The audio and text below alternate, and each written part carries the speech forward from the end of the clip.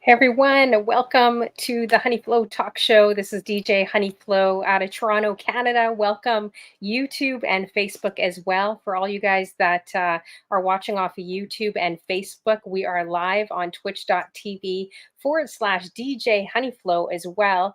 So I hope you guys are doing well. We got a really special guest coming on. Just definitely waiting for him too. I think I see the raid coming in. How you guys doing, Raiders? Good to see you guys. Thanks for coming through. Let me know if my mic's a little hot. I can't really tell actually. My last show, it seemed like I was screaming. So let me know if my mic is okay. But good to see you guys. We got PA Sports Fan in the building. El Boogie. We got Michelle. Is it Michelle Cakes in the building? El Boogie, and of course, we got a special guest coming up, you guys, pretty soon as he switches everything, his equipment, to get ready to come on stream yards with us as well. We got LaShawn in the building. Big Lack, I see you. And Crystal Tokyo, I see you as well. Good to see you guys. Definitely see his tribe here. And yeah, it's going to be a really great show. So if you guys got any questions, definitely drop them in the chat throughout the show. Feel free to follow me, you guys. This is kind of not a new channel. This is my existing channel. But since the whole DJ program, I actually had to make another channel, separate channel from this one. So this one is going to be DJ Honey Flow Talk Show. It's going to be, definitely interviewing streamers, not only streamers, but producers, people in the industry. Going to be reaching out to some big people as well from music labels and other people that haven't really been recognized on commercial radio. I want to showcase them. I also want to bring in my favorite content creators. So I'm going to be asking them to come on. So this is definitely going to be a new, revised, refreshed show here. So feel free to follow DJ Honey Flow Talk Show and my new DJ channel starting all over again. Oh my gosh, please help me. It's hard starting all over again, but it's going to be DJ Honey Flow Music. So feel free to add yourselves to DJ Honey Flow Music and to this channel as well. All right, so I see Itsfabforte in the background here. We're going to bring him on because I know you guys are all here to see him. Welcome, Raiders, everyone coming through as well. And, I just want to kind of go through his bio just a little bit with you guys before I bring him on because he's really done a lot in the industry. He's actually lived in different places like Maryland, Miami, Texas. And he's also DJ'd on South Beach for about 8 years as well.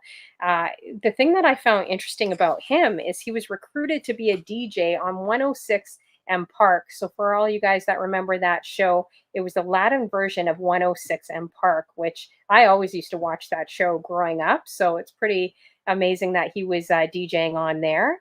And he's also worked with a lot of big comedy acts, big, huge festivals, big arenas. Some of the acts that he's worked for go from Kevin Hart, Charlie Murphy, Joe Coy. Russell Peters is from Toronto, so he's actually DJ'd with him, which is pretty dope. Earthquake and DL Hughley I saw in Virginia. So those are some of the guys he's worked with. Rick Ross. The list goes on. He's worked on radio, he's worked off radio, he's worked in multiple cities, and he's definitely got a lot of knowledge when it comes to DJing. So that's a little brief intro of the work he's done, but he's done a lot more. So let's bring him in and less of me talking. Let's bring him in. It's Fab Forte all the way from Texas. So let's bring him in. Hey, how you Hey, doing? hey! It's a pleasure to finally meet you. It's a pleasure to actually have a real interaction, kind of face to face with you. Aside from, seeing the chat rooms and us, chatting away. Is once again, I appreciate you inviting me on here and give me the opportunity to be on your platform and hopefully give the chat and give the community, a little bit more in depth of a idea about me. Thank Yeah, you. for sure. Yeah, and thanks for coming on. I appreciate it as well. So it's going to be a fun 2 hours. Let's see if we could Barbara Walters him, guys. Let's see. Let's see if we could bring out the tea on him. Try to make me cry. Yeah, I don't know. I can ask you anything. I should have asked you that before. You seem Um, like someone I can ask I'm anything pretty to. sure that's what the chat wouldn't mind. But I'm pretty transparent, fam. Like I'm not really, it's not much about me that I don't try to hide or try to keep from people, unless there's something that I really need to keep more personal. But whenever on certain things like this, I don't. I try to be as transparent as possible. Nothing really offends me, to be honest. Okay, that's good. Yeah, normally I ask beforehand because some guys are like, no, honey flow, keep it strictly music, DJ related. Don't ask about my aisle two. Don't ask about relationships. Don't ask about, some are very private, which I get. I respect that too, you So know. is that what aisle two means? Because I know you tend to use that phrase a lot. I'm just saying, like, what does she mean by aisle two? Like, is she in the grocery store and there's like certain products, or is it like certain vegetables you're not allowed to use? Or That is I what never really aisle understood 2 that. means. Aisle 2 is just like if you're single, you're looking for love in aisle 2 of the grocery store, any aisle 2. Could be Home Depot, I've expanded it to the police department, I've expanded it to the firefighter department. You can create an aisle 2 anywhere, right? But if you're in a relationship, it's also restoring the love because everyone needs love, right? And that's what aisle 2 is about on my show. Like everyone needs it. Got it. Okay, so it has nothing to do with any sort of vegetables that you're allergic to. It's just a particular Not phrase really. you use. Yeah, exactly. It's just Got it. the And phrase, especially the the fact aisle that you two. mentioned the whole the police thing, which I saw on your story, which was, I was just like, I mean, she's in a store. I'm guessing they're in aisle two. So is this what she means? Like, Yeah. I don't know. There was a cop actually working Sephora. Like it was probably he was undercover for I think more stuff than just stealing. Apparently a lot of people steal at Sephora, which is quite shocking. But anyways, he was just working the front of the store and I was bugging him a little bit. So it's like, oh, you know. So hmm, anyway, so that I created an aisle two right there. Yeah. Anyway, understood. so we will get into your bio because I find it's really interesting, kind of, how many places you lived in as well. So you were basically born in Maryland too, and you moved to Miami at 14.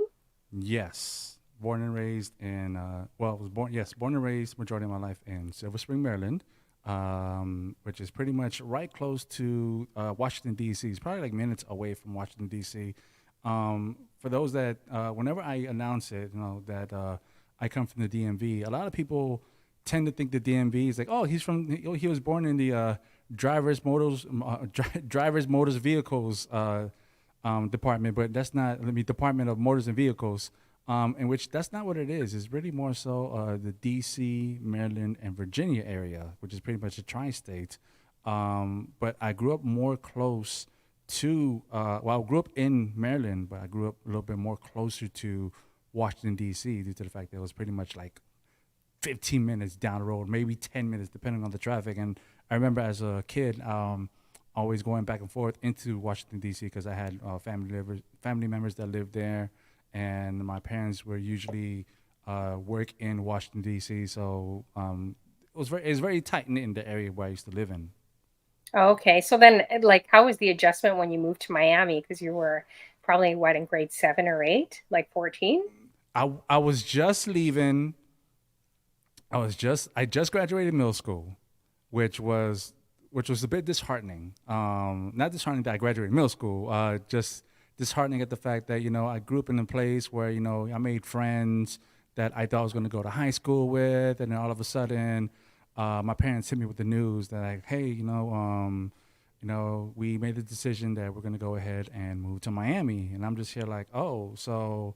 Meanwhile, I'm in middle school making all these plans with like all my friends that we're talking about, like, yeah, we're gonna go to this high school together. Man, wait till we get to high school. We're just gonna take over, and we're just gonna do like all the things that you think you would do with your friends growing up together, especially going to the same schools and such. And all of a sudden, just get hit with reality. It's just like, oh, so I'm gonna be going to a whole completely different state, and I'm pretty much gonna have to start all over again, and I'm gonna have to, get accustomed to like the culture in a different place, and hopefully well, of course I was still young. I was thinking about just trying to fit in with the kids and their culture and how they grew up and such, and of course they all had the advantage of all growing up together and such. Well, some did and some didn't. Some were just like me that that came from out of states, other states, and come here and just try to start anew.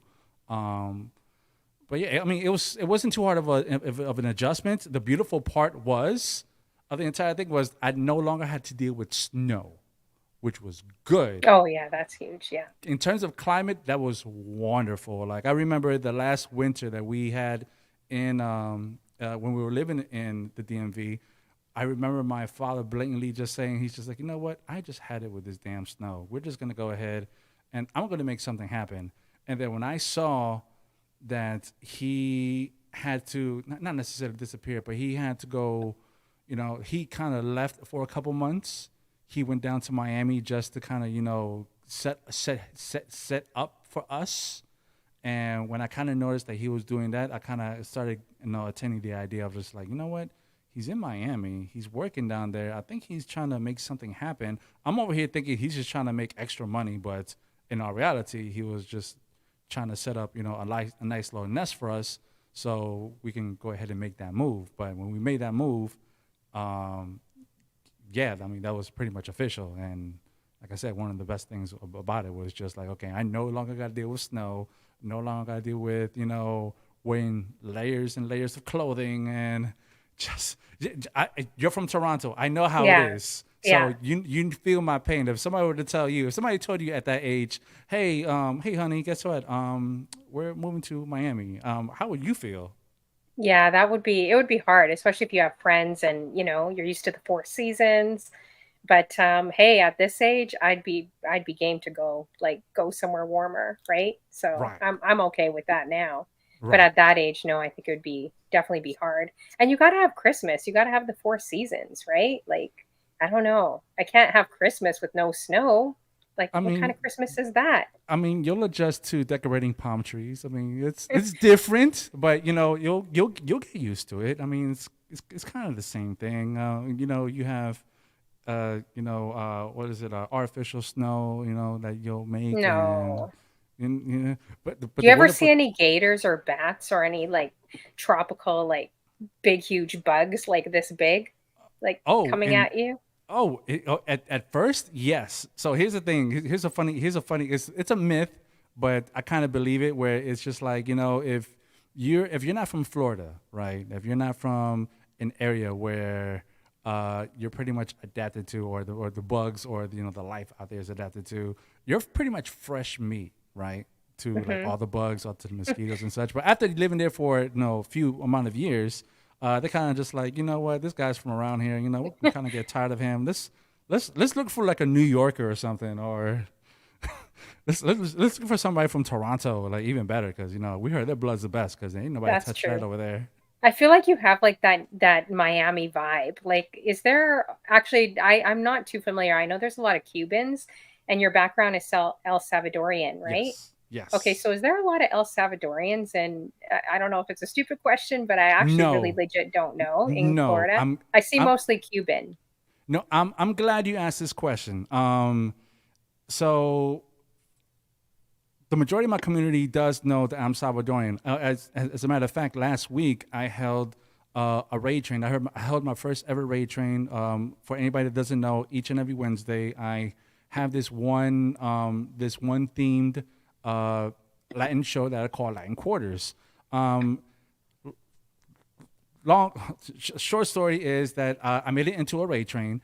But the first raid train that I made it into was an all Salvadorian DJ lineup. So pretty much Oh, I hollered at sweet. all my Salvadorian DJ homies and said, "Yo, check this out. I'm doing this for us. I would love to, make an impact with this, and start off with, my first ever raid train on the right foot."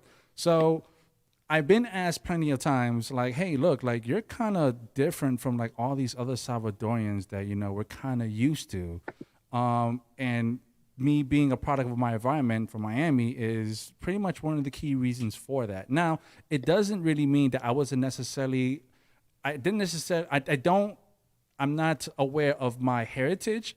I am aware of my heritage, but I wasn't like really like around it. Okay, so here's the thing.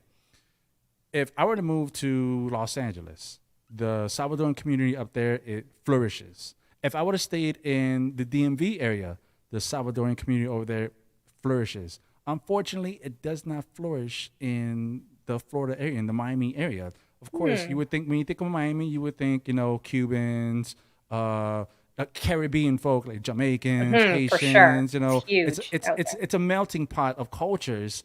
Yeah. And of course, me being the type of individual that I am, I embraced it. Like I really got a taste for like every culture that was pretty much in Miami, to the extent where it's just like wow, like I love being from Miami. I love the people there from Miami. Um, and they have so much to you have so much to learn in just one general area, right? And I'm pretty sure there is certain other places across the world where you can pretty much live in and adapt to the various cultures that are in that location. But Hmm. Miami to me was just that one place was just like okay, so all my friends speak in this sort of manner. Okay, so I kind of don't speak the way they speak, but of course, over time, you're gonna adapt to it. You're gonna be like, okay, you know what? This is kind of how like I hear everybody else talking, so you kind of adapt to it. I think it's kind of like the same way, like if you were to like one day just move up and get up and just move to like say, England or something like that. We know where they actually have an accent, and then you live there for like 20 years. Of course, you're gonna develop a little something from it. I mean, you're not just gonna maintain, your sort of, you know, your accent in a sense. You're gonna develop certain things that you're gonna, apply to yourself. So because you're eventually gonna become a product, a product of your environment. So Yeah, that's yes, so true. so no, there weren't too many Salvadorians in Miami.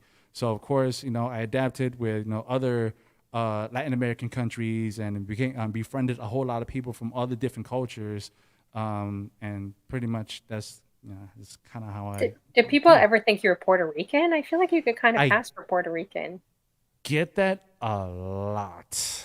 or maybe even a little bit Cuban. I can kind of see maybe. Dominican, Oh, Dominican. Yes. Yeah, I could Dominican, see that. yes. Puerto Yeah. Rican, yes. Salvadorian, unless I tell them, oh, I'm Salvadorian, like I would have never guessed. Is usually the Hmm. answer I would get. But yes, those are pretty much the two countries I would normally get the guess for. Oh, okay, cool. And then pupusas. I mean, I love pupusas. Ooh, Hopefully you can. Do you make them? a Do ti you te know how to gusta make them? pupusas? No, I don't make them. What? I, You I, don't I know how to can I, make them?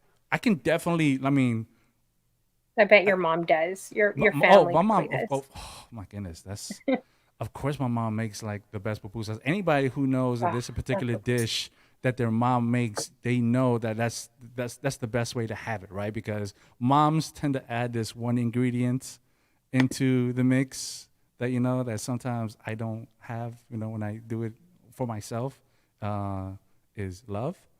Hmm. They add a little love Hmm. into it, to give that Oh yeah, extra, that's true. and that That's takes true. it adds a little bit more I feel like you sustenance. add a lot of love into other things. I don't know. We may get to that. We may get to that later.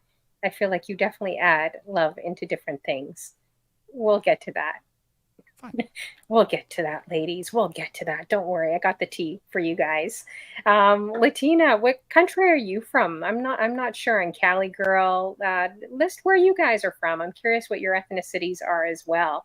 Drop it in the chat. Good to see you guys. We've got DJ Funklore, Cali girl, Latina, Tokyo in the building, and Crystal. Well, Crystal Tokyo, and all you guys. Thanks for coming through. Appreciate you as well.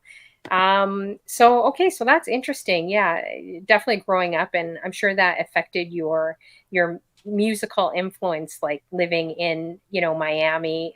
You started your DJ career in 2003. So were you originally called DJ Kid Polo? Was that your original name? Yes. So Oh. DJ Kid Polo was the alias that I first started out with. Hmm. Um, Long story short, I was, well, I still am. I'm not gonna say I was. I still am a big fan of a particular DJ that I grew up watching, or I've heard about. Actually, I've heard about him, but then when I actually had the opportunity to like actually see him perform one day, I was just like, wow, like he really has the showmanship of like a DJ, and I like his whole style. And maybe one day, I'll be able to have his sort of showmanship DJ Kid Capri. Oh, yes. Yeah, of So I don't know if anybody's ever heard of DJ Kid Capri. Gen Z, if you have course. not heard of DJ Kid Capri, I definitely would recommend you go ahead and check him out. He is a legend to the game. He's a legend. Yeah. There's a whole lot of things that he's accomplished, in which we'll get to it. We'll get to it as well. But coincidentally, there's a lot of successes or lanes that he so happened to get into that I just so happened to get into with my DJ career as well. In which, I guess I kind of lived up to my name. But Kid Polo was pretty much a name that I had even during middle school. So growing up in the DMV, there's particular types of brands that you would wear when you go to school. One of them Hmm. being Polo. So I developed the name back in middle school that was Polo Kid. And I kind of just kept that along with me. And then when I became the DJ, I was like, you know what? I don't want to be DJ Polo Kid. Let me go ahead and flip it around because I kind of admire this one DJ who calls himself Kid. So let me go ahead and call myself Kid Polo, Kid Capri, Kid Polo. Put us together, we'll create a whole kid outfit for you. It's a catchy name. I like that. How come you changed it? So you changed it to It's Fab Forte then? Fab Forte. So this is I think this will be something a little bit more further down the line of why I changed Hmm. it. But pretty much, I rebranded myself when I came to Austin.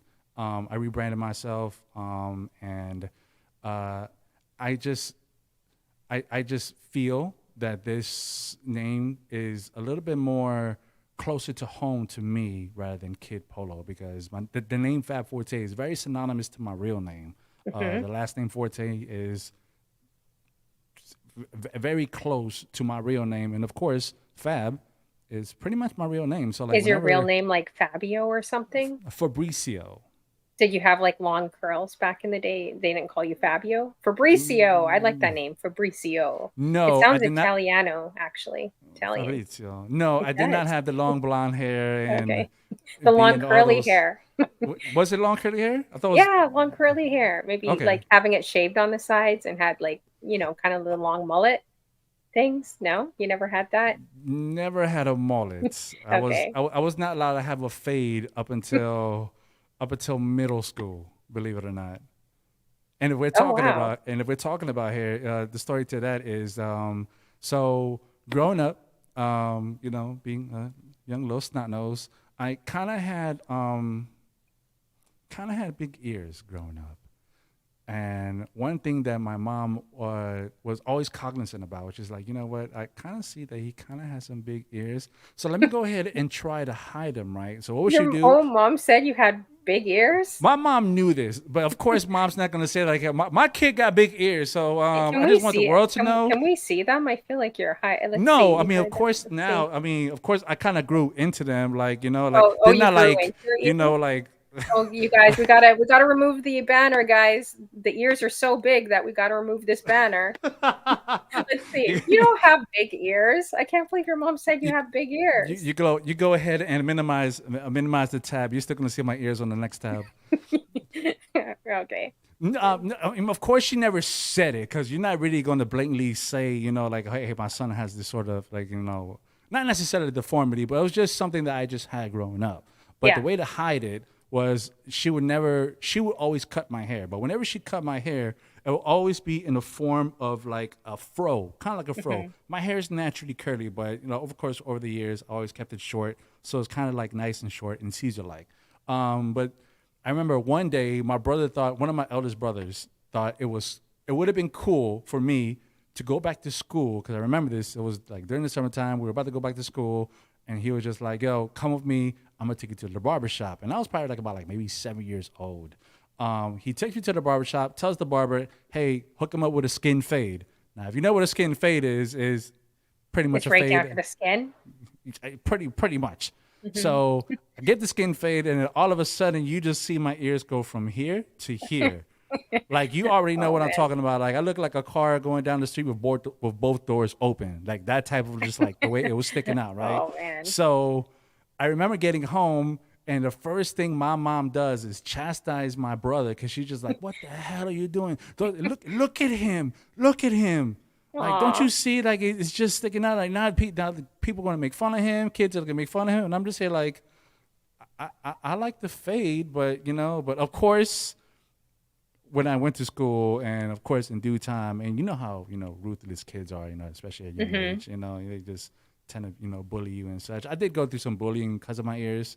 Um, Really? but I did, I I felt like did. you I was gonna ask you, were you like a cool kid or like a nerdy kid? Because you seem like so cool and suave and all the ladies on Twitch, like you seem very like suave and like cool and See, collective, like little playerish a little bit. So I see was now like, I wonder this, if he was the cool kid back in the day or if he was a nerd. I don't know. see now this sort of what I like to say class is something that I developed over the years, right? Hmm. Of course, there was one point in my life, high school, middle school. Yeah, I was a bit of a nerdy kid. Hmm. Um, I really there wasn't much that I really did during my adolescent years because like I was just like everybody, we're all just trying to figure each other out. We're just trying to figure out life out, right? We're just trying to see like, oh, what the hell is this thing called puberty? Like, what the hell is this that we're gonna go through? And all these natural occurrences that happen. But no, during school, I was cool with some people, Hmm. and of course, I wasn't cool with everybody. The really most interesting, the really most interesting experience. You hear my dogs in the back. The only real interesting era of my life of high school or school at that was pretty much my freshman and sophomore year because of the fact that I was able to make it onto to my high school varsity soccer team during those years. I made a varsity team in my high school on my freshman year and my sophomore year. So of course I was like in this collective of just like the jocks and such, but also at the same time I was still like a bit weird because like, like I was into other things that they weren't into, and I kind of was not necessarily the outcast, but just like I was just my own vibe.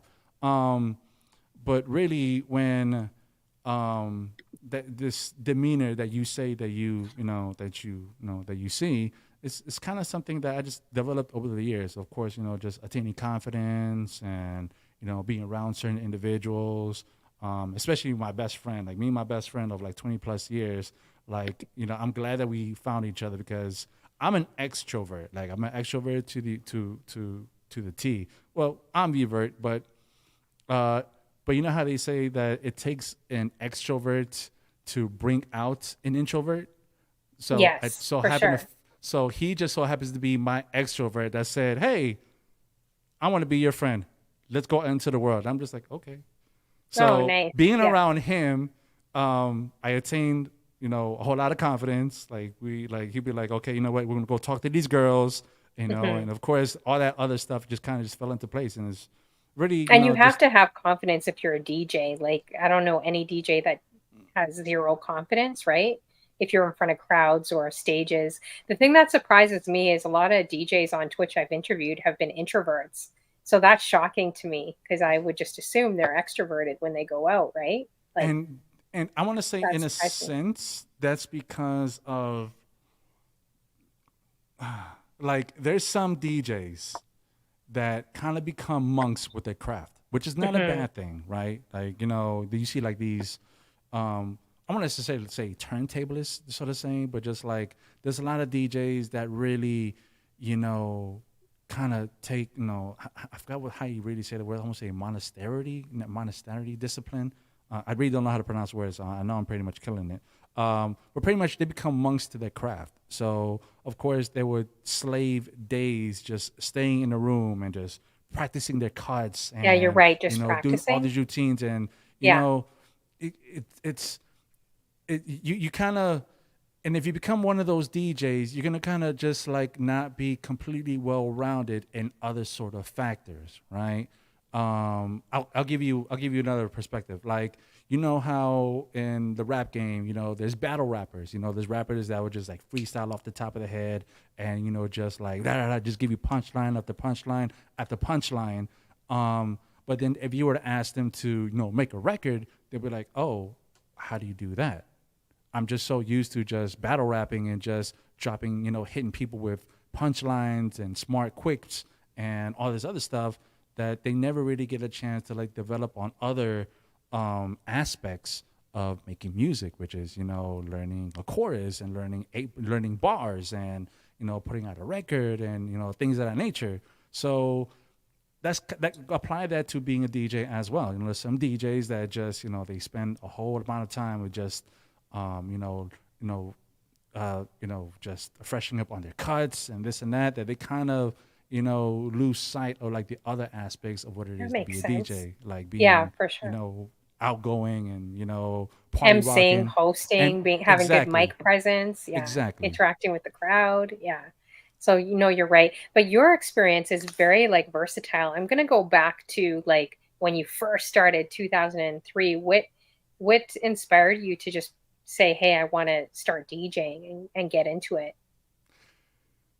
So how did that come about? So at the time, I was working with my best friend, same best friend that that brought me out. Um, he was we were working at a boating alley in Miami, Florida. The boating alley no longer exists. It's called Don Carter's. It was pretty much after high school.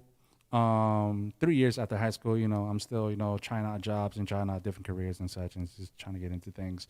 Ended up working at a boating alley, and the bowling alley on the weekends would have a DJ. But I remember one particular week, the manager comes up to both of us, me and him in particular, and was just like, "Hey, check this out. We're looking for a DJ for this upcoming weekend. Unfortunately, the DJ is not going to be here.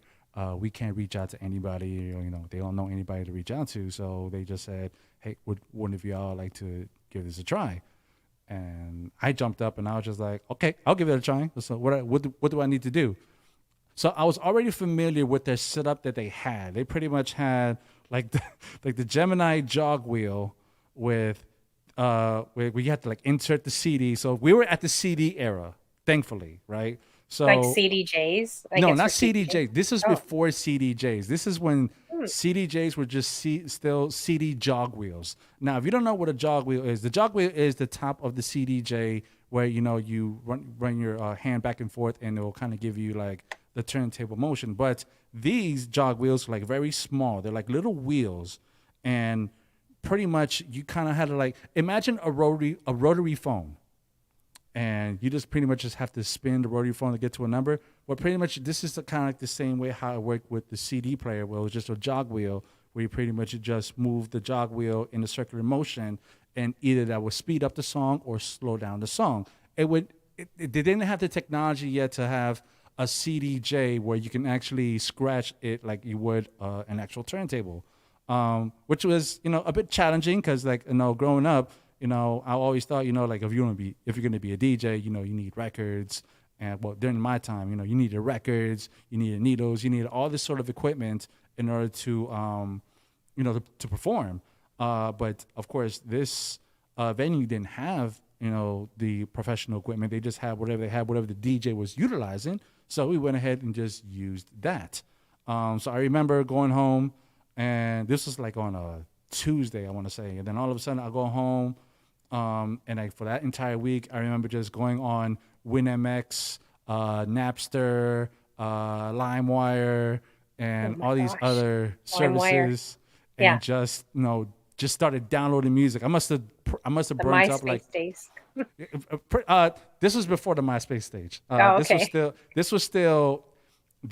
AOL Instant Messenger era, sort Oh, of. wow. Remember Geez. You that? guys remember that? Do you guys remember that? LimeWire, MySpace, AOL, the AOL, the dial-up days. Wow.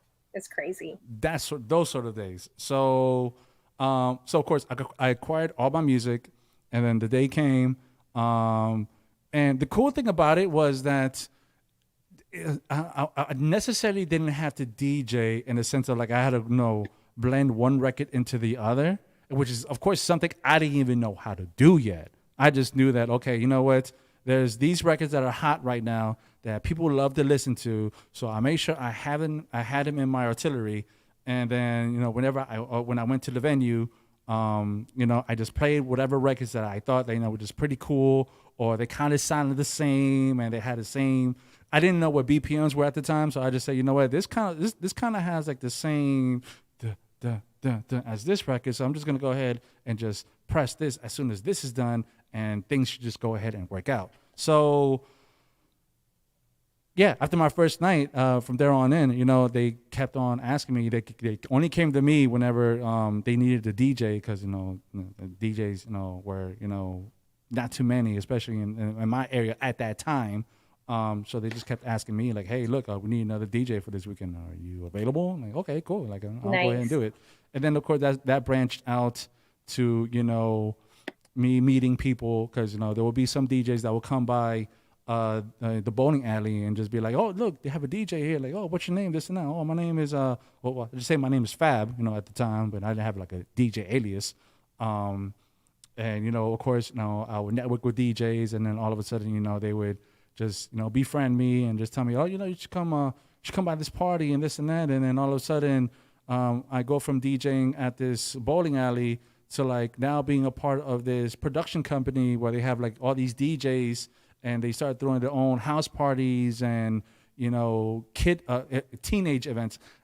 So if there's one thing in Miami that was very fruitful around that time was like teenage events, like high school events, kids that are like in high school and kids that are just beginning to go to college and such. Because it was a community college around in the area that I lived in. It was called Miami-Dade Community College at the time. It's now called Miami College, but and in this general area there wasn't too many events going on, so of course I got with this production company that started throwing parties, and I will be with them. I will be helping promote parties, selling pre-tickets and such. And of course I had to earn my way up to being an actual DJ for the event because you have to pay your dues. You have to understand the how everything works, how throwing a party works, and how to control the crowd. And also at the same time I was still trying to save up to get my actual equipment, get records, get turntables, get a mixer, all the other equipment that I needed to perform. So pretty much in an eggshell, yeah, that's where I started and kind of took off from there. Awesome. All right, guys. So there's some links in the chat. I was just trying to get that working from Stream Elements, but it isn't. Actually, if you could just post his link individually, because this one is a little bit big here. But if you his Twitch and his IG, that would be great, and I'll post it throughout the show. But make sure you guys are adding Itsfabforte, guys. Great streamer, great show. He's really entertaining, a lot of fun to watch. Great guy. So you guys definitely got to check out his show as well too. And he plays a variety of different kinds of genres of music as well. So make sure you guys check him out. So the clubs, you did 8 years, like South Beach. Was that right on the strip that you did those clubs, or was it kind Yes. of off? Or Washington Ave was my second home, pretty much hmm, at that point, at that time. So there's pretty much three. There's three popular streets on South Beach. One is Washington Ave. The second one is Collins Ave, which yeah, is the one right before Ocean Drive. Now, when everybody thinks about South Beach, everybody thinks, "Oh, Ocean Drive," and that's where that's where the beach is, and that's the whole ambiance. That's the whole image of what South Beach is. Now, Ocean Drive is really where people go to, like, where tourists, so I'm going to say even better, tourists go to, like, to enjoy the ambiance of what is South Beach. hmm, But then, of course, a couple streets over is really the strip of where all the big clubs were at, like Mansion Nightclub, Club Deep, Club Bed, and Cameo, and all these other famous clubs that pretty much people would know about, and such. So yeah, Washington Ave was that strip that I pretty much DJ'd on for like eight wow. years. Did you ever like? Did it ever get really demanding because you have all kinds of tourists, everyone all over the world coming there, right? So were there any times where it's like, oh man, because everyone likes different things, right? Or did you stick kind of to the Miami vibe of playing music, or did you really mix it up for a lot of the tourists? No, no, we were actually as open format as we could be. So, um, okay, so yes, you would get the idea that you're in Miami, you're gonna play Miami music. That's not technically the case. if you're a DJ, that's not necessarily the case in anywhere that you play, depending on, if depending on the location, right? Hmm. So if I'm spinning on the beach, especially during spring break, okay. So one of the best things about spinning in a very touristy location, such as where I was at, I came across not only different DJs, but also people from different parts of the country. Like I remember even down to a T, like there was a certain science that I kind of figured out. I was like, okay, you know what? I kind of when spring break happened, I would think, okay, like the first week, I would see nothing but people from like the Carolinas and Georgia and sort of East Coast already down here, enjoying the Miami vibes. And then the following week, okay, I think I'm getting people from like St. Louis and like the Midwest and such. And then like maybe like the third week, I'm getting students from like the West Coast and such. So I kind of developed like a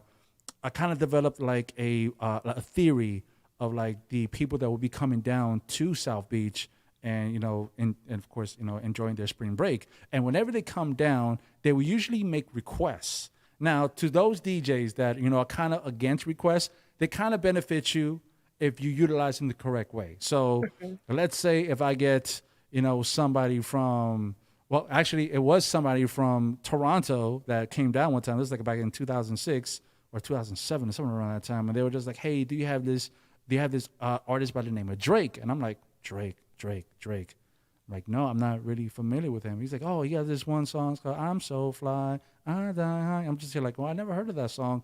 And of course, I would take note of it, and then I will go home and look it up, and then I will have the record on deck, and then I will have that in my arsenal.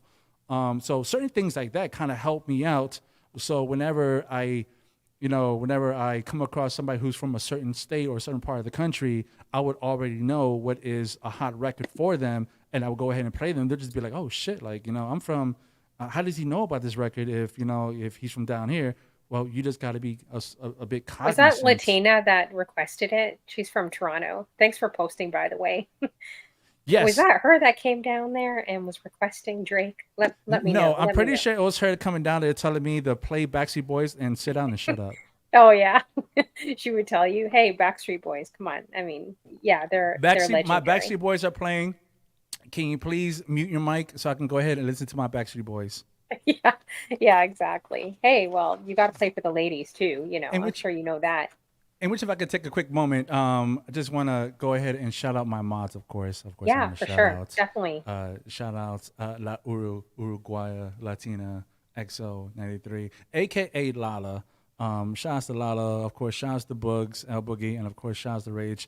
I have this fabulous trio of mods that support me heavily, and I sincerely appreciate and man, the amount of gratitude that I try to show these ladies is everlasting. But they're my fabulous trio that I like to call the Fabulettes. So whenever you step into my channel, and I shout out the Fabulettes, they are exactly who I am talking about. So shouts to these Nice. ladies. Awesome. Yeah, good. You guys could, thanks for coming. We appreciate you too, as well. All the mods too in the building and everyone else lurking. Appreciate you guys. Make sure you guys are adding It's Fab Forte, guys. He's got quite a bio and story behind him too. Now they seem to think you're nervous. They seem to do. Are you nervous? Let's see. I'm Are you cool. nervous? Let's blow him up, guys. I'm Are cool. you My hand is nervous? my hand is just there steadily. I'm Oh, okay. chilling. He's I'm he's chilling not right now. nervous. How I'm do we good. make him nervous, guys? Drop some uncomfortable questions. Well, maybe not too spicy, but could be a little spicy. And I'll be sure to ask them throughout the show. Oh, if We'll you make him empower them nervous. and We'll make encourage him them, I'm nervous. sure. Sorry. Well, I did have one, but I'm kind of waiting. I'm waiting throughout the show to mention Oh, it as oh, well. So I oh, did get one from your crew. So oh. yes, that was a question I was wondering about too, LaShawn. Equals love. That was something I was wondering too. Why Austin? Like, why would you move from Miami to Austin? I was curious about that as well. So you stayed. Let's see here. You stayed in Miami till 2016, and then you moved to Austin. Yes. Like my guess is for a lady. That would be my guess. Like, why else would you move to Austin? What? Oh, no Wait. offense to What? anyone in In, Texas. in, I in, love in what Texas. I context? love Hold up. Texas. Wait. Because In what? Austin is so, it's more, I would consider it being more laid back, more family oriented. It's like moving from New York to like North Carolina. Like I would assume that, if you're with someone or something like that, then you would make a move like that. But, you know, No. he's like, oh, that was a Not long stretch. fully. Not Okay. not not fully for a Yeah. lady, Hmm. but I wouldn't. I wouldn't, I would not neglect the reason of part of it being for a lady, but no, no, actually, you know what? Austin is not what you think it is. It's Hmm. not, okay. So Austin, as you know, we have the University of Texas here. So we have UT here. So Austin is more of a college town, if Hmm. anything. So yes, the idea of being family oriented and stuff, that's more like in the outskirts of Austin, of people, who don't want to Okay. be too close to downtown, and being close to the city, it's more, suburb and of course rural, because it's Texas.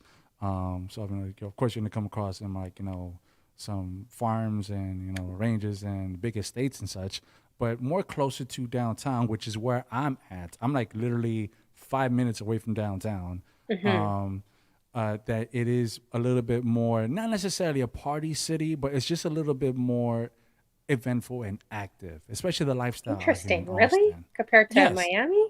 Hmm. Well, we don't have a beach.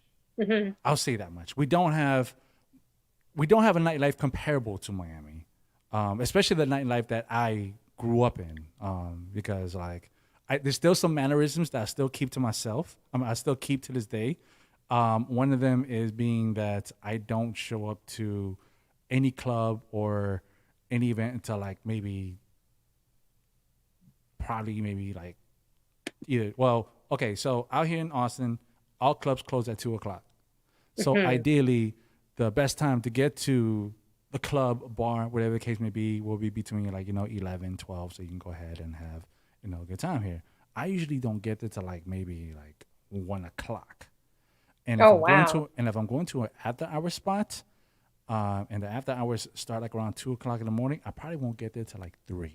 Don't you feel old going to the club now? Like, no offense. I think I'm a little bit older than you, but like, even though we're DJs, it's like, I feel like, especially in Toronto, I mean, we'll follow like a DJ or a promoter that is doing stuff that's our age. If But if it's you to go to the club district, forget it, man. Everyone's young, right? Like, and that's sort of the past that we get as DJs, right? So hmm. we're able to, like the majority of times whenever I go out, if I don't have to go out, right? If there's a Friday night that I have to myself and I have nothing to do, or I have nothing planned, so to say, either I can go ahead and stream, or I can go ahead and set myself up with another engagement. I'll probably go to the movies, or go out with someone, or if it's something that I generally think that I need to do, which is to go out and network. That's exactly why I will go hit the bars and the clubs. I will, excuse me, I will go to the bars and the clubs to network with the DJ, to be not necessarily in the DJ booth with the DJs, as much as sometimes, they're just like, hey, come to the DJ booth. I'm like, nah, I'm just going to kick it in the back of the club, and I'm not going to take away your thunder. I'm going to just sit here and really enjoy what you're doing and how you're doing it. Really watch you do your job. And that's one of the things that I enjoy as a DJ now. Before, yeah, I used to be one of those DJs. I will admit, I used to be one of those DJs that had a pretty big ego. That would be like, man, you know what? I can play that song, better than that guy, or like I'm not gonna be in the club unless I'm spinning in it, right? And but Hmm. once you kind of get over that side of yourself, and it's just like, you know what? I really like the enjoyment of just going to certain venues, networking with the DJ, and just hearing what they're doing, and in a sense applauding them for and supporting them for what they're doing. You kind of see things a little bit more differently. And that's pretty much why I will go to a bar or a club nowadays for. Now to go there and to take for a date, unless they're trying to go dancing and such. Okay, I can see that. I'll go do that. But Maybe you a know, lovers rock or a Spanish club. That might be fun. But something. like What I mean? a But club, I don't know if I'd want to do that. popping bottles and such. No, No, no, I wouldn't do that. I'm past that. Yeah. I'm past that. We don't need to go pop bottles. Especially if Hey, your date's good looking, do you really want to bring them in a club, guys? Do you really want to do that? Like you have a million people over them as well. I don't know. I think a coffee shop is good for me. there's a saying to that. So, Why you want to bring sand to the beach? but then but some people like that. Would you like that? Some guys like that. They like when a lot of men look at their women. They like, I remember dating someone that was like that before, where he actually liked that, which I thought was weird. But some guys like that. They like Well, having that attention if like having people come up to you. I personally don't like it. Like, who wants a million women, when you're holding your man's hand? Who wants a million women like checking him and trying to still get with him while you're like holding his hand? But anyways, that's something. Yeah. to that. I think it's based off two things. One, Hmm. if I mean, of course, there is the man ego. The man ego is just like every man loves to show off something that every man wants. That's catering to the man's ego. Now, the second part to that is the experience. I would want to bring anybody who I truly care for to that sort of environment because I know what happens in those sort of environments. Yeah, I've been exactly. in Yeah. plenty of situations where I think I'm having fun, and then all of a sudden I'm in handcuffs. It's just like, What? You're in handcuffs? yeah, How did that happen? that's How you that's a doing, whole that's a Clarky? whole nother Oh no, story. we're gonna get into the real tea while he's in handcuffs. How you doing, Felicia? And I see, let's see, Junior came in the building. Dear mod of mine, Clarky came in. Another dear mod of mine. Good to see you guys. And I think I missed someone. DJ Diz came in earlier as well. Sorry if I missed you guys. But yeah, I see you guys there. Thanks for coming through, all you guys. So you're saying that you could end up in handcuffs. What happened with that? I'm curious. Wow, I really don't want to get into this, but Oh, if you don't want to, you don't have to. But I kind of feel like, do you guys feel like he really answered the question? I'm putting on my Inspector Gadget hat on, guys.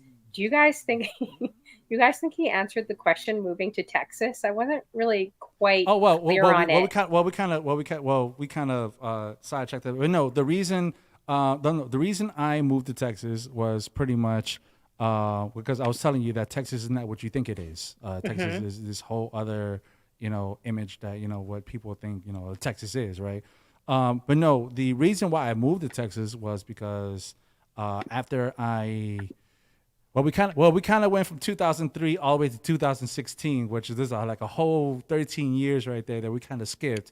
But you can go back to that at any given point. But fast forwarding to this, so I quit DJing, and I not necessarily didn't quit DJing. I just kind of had to put DJing to the side because I there's a certain life juncture that I was going through, which required me to kind of just like take a slow down in that lifestyle, and of course during that juncture that kind of just led me into getting into a different career, and within that career, within the industry that I was in, more opportunities for me to better myself, you know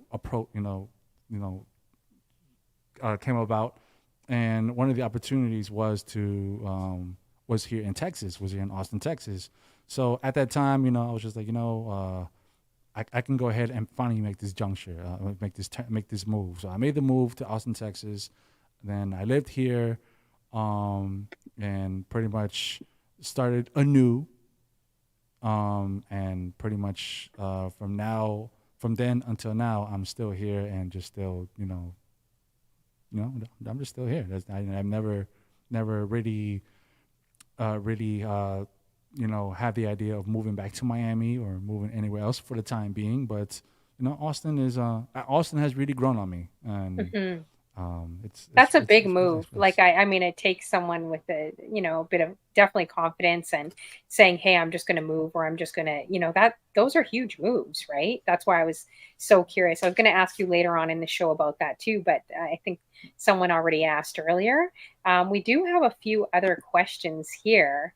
So, Latina, she says, "I have a question. When are you bringing back the Sesame Street shirt back?" Lala, stop it.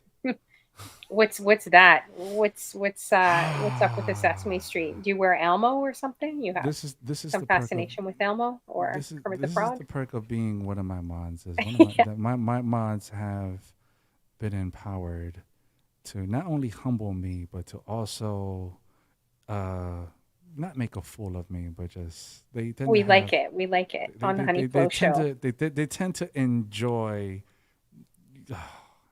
Lala, we're gonna talk in HR later, okay? You meet me in the HR after the show. So no, so I have this one channel redemption. Well, I had a channel redemption that was called the Sesame Street Time T-shirt, the Sesame Street T-shirt time, I believe was what it was. But now it's a community challenge. So before it was a channel redemption where you redeemed 50,000 points, and I had this whole scene where we go from um, the regular stream like right now into a whole Sesame Street theme. Like I have the Sesame Stream, this whole Sesame Street theme going, and I'm rocking a T-shirt with the Sesame Street character on it. And I have three characters. I have Elmo, Big Bird, and Cookie Monster. And not only that, depending on the color of the shirt that I'm wearing, it's like say if I have Elmo, whoever redeems it will say, okay, I want Elmo. So I'll go ahead, grab a red shirt, and I'll pretty much deck out the entire scene in the color red. Like I'll have a red hat, I'll have red records, and Oh, that's dope. in the background I'll be on Sesame Street. And I enjoy it because of the fact that I get to make certain quips like, hey, guess what? I'm playing Uncle Luke on Sesame Street. Sesame Street is really twerking right now. Like it's pretty cool. Like whoever thought that you would see, Tupac, and Uncle Luke and all these other vulgar rappers on Sesame Street just promoting all this, what they do in rap records, and I kind of get a kick out of that. But no, so yeah, so I had to pretty much be in in these garments for like about an hour, or Hmm. back then it was an hour, and everybody would get a kick out of it, right? So everybody would just be like, oh, I got look, he's wearing all blue, because he's Cookie Monster, and oh look, he's wearing all yellow, he looks like Big Bird Oh, and they want such. Elmo. Yeah, Elmo I like the best. Elmo's cool. We Elmo's like pretty cool. Elmo. The ladies like Elmo. I guess so. But no, we went from that being a channel redemption to now a community challenge, because of the fact that it was getting redeemed so much. Like it was getting redeemed so much. I was Oh, like, you how know many what? If points did you put it at? Because if you put at higher points, it wouldn't get redeemed so much. 50,000 Oh, points, wow. Shoot. And it was getting redeemed that much? it was Sheesh. getting it was getting redeemed that much by a particular person who I'm not going to name, who's in the chat. Lala, Lala, Um, Latina. but but Have you guys met? Have you met any of your mods? I have not had the privilege to meet Aw. any of my mods. Yeah. I had mods before who I did get the opportunity to meet, but Hmm. yeah, that's another portion of my life that I kind of rather just keep personal. And Ooh. but would I ever Oh, okay. love to meet my mods? I would love to meet my mods. We have You got to we come to have Toronto. Latina's in Toronto. El Boogie. Like, who else? There's a few. Yeah. Your day one's in here. For sure, you got to meet. they would love for me to go to Toronto. I'm pretty sure at this point, if I were to go to Toronto, I would have I would have to at least put a couple days aside just to go around and meet everybody Have who you I been need to to meet in Toronto? Toronto. Have you been up here? I've never What? been to Toronto. No, Oh, you would definitely like it. Yeah, you would I've like it. heard, but I Hmm. would definitely go during like during this season. I will go to Toronto. I would not go Yeah, during the don't winter come in the time. winter. It's not the greatest, but like in the summers are always like on point, right? Everyone loves it here. I don't know one person that has come from another place that says they don't like Toronto. So, you know. There's other aspects of what I like about Toronto, but it's just very Oh, we know. Trust very me, we know. synonymous to Miami. Oh, what? So what are those aspects? I want to hear what you're saying about it because I think we already know, but I want to know what you have heard I'm about pretty sure Toronto. you know what I mean, and I'm pretty sure I do, but I you, want you to say it. um, a gentleman doesn't Shaquille really. O'Neal said it. There's lots of no. Oh yeah, Clarky. She lives in Toronto now from Barbados. She's like, what, flaky men? Well, yeah, I'm not disagreeing with Clarky. Well, maybe Um, from Clarky's we have been told perception. a lot of beautiful women. We have been told that Shaquille O'Neal and a lot of people have said, but I'm sure Miami's like that too, right? So, but And that's what I mean by it being, very a synonymous. lot of exotic, different, women, pretty much. So I've heard. Out here. Yeah, because there's like over 200 nationalities, right? So it's like a buffet. It's a buffet for men. It's not so much of a buffet for us as but women. but but not for not for flaky men apparently. Yeah, Clarky's like flaky men. Exactly. Ooh, Crystal Tokyo says, but we're also a tough crowd to impress. Are you from Toronto, Crystal? She No, I thought she was is. from somewhere else. Oh, she is. Oh, dope. So Lala's Nice. from I know Lala Toronto. is. Yeah. Crystal's from Toronto, Oh, I and didn't know that's Crystal pretty much. was. Okay. I think I've Yes, seen this first time seeing her. Crystal's another is one of my day one viewers. Nice. I've out of everybody who is in the chat, I think Crystal and I have known each other the longest. Awesome. There's a Yeah. history behind us, but not that sort of history of intimacy. Just like an actual history of just like we came across each other one day, and Mhm. ever since from that day we just started supporting one another, and we just really became cool. And this is Yeah, I kind of like one agree. of those like one of those things. Nice. Not Clarky's a like, dude, you need to visit Trinidad if you want to see beautiful women. Yeah, I could imagine. I mean, there's beautiful women all around the world, right? LaShawn equals love asks, when are you coming to Fresno? I was in California 2 years ago, and I was planning on going to California this year for two events. One event that's currently going on right now, which is Scam Summer, and the other one was for NAM. I do owe a visit to the West Coast, and so hopefully that will be able to happen sooner than later. But most likely during an event such as sorts, like maybe TwitchCon, maybe for a TwitchCon. If they have another TwitchCon like in San Diego, I can see myself going to California. But San Diego's nowhere near Fresno, so.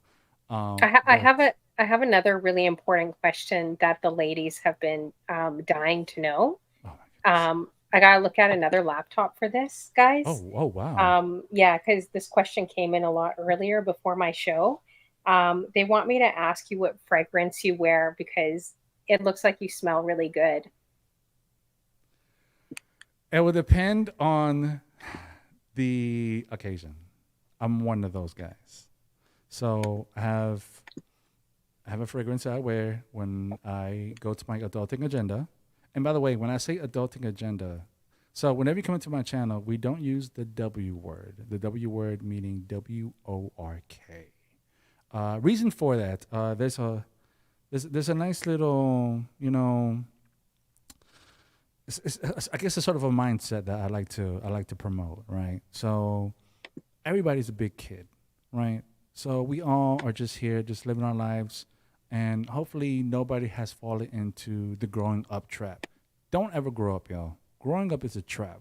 But adult when you need to adult. Like if you need to go to a doctor's office, you need to go to you need to take care of your health, you need to, handle your business and put your big boy pants on. Cool. Adult like you never adulted before. But when you're done adulting, you don't need to take the stress with you of adulting back home with you because that's where your peace is. What you want to do when you get home, you want to go ahead and just enjoy yourself. You want to relax. You want to be you again. You're gonna go ahead and who knows binge shows on Netflix or have fun with your friends, whatever the case may be, and and that's why I imply the philosophy of just like don't ever grow up because growing up is a trap, but adult when you have to. So I don't necessarily say work. I say adulting agenda. Go ahead and handle your adulting agenda. When you handle your adulting agenda, you're doing what it is we have to do to adult. But once you're done, go back into your comfort zone. Go back into your space, your safe space, and just be you again. Have fun. whatever it is that you're doing. When I stream each and every single time, I'm having a blast. I'm having fun. I don't care if I have or just even if it's just me by myself with just 0 followers or 0 viewers. I'm gonna I'm gonna Sorry, I'm gonna vibe out, right? I'm still stuck on the fragrance thing. So, I'm anyways, sorry. so I'm not so even, so back to the like fragrance. I'm listening, but I'm laughing because I know who sent me. Can I say who sent me that? This is not me. This is Um, not coming from me, guys. Let's just clarify here. But like I'm listening to you, but I'm still kind of stuck on the fragrance thing. so the Am I fragrance allowed to thing say who it was, guys, or are we gonna wait? Are we gonna wait is sent by to? anonymous. It, yeah, it kind of is. But let me know if you want me. Just DM me if you want me to say who it was. I But won't say it till later. sorry, I How you did I doing, did DJ Mo1?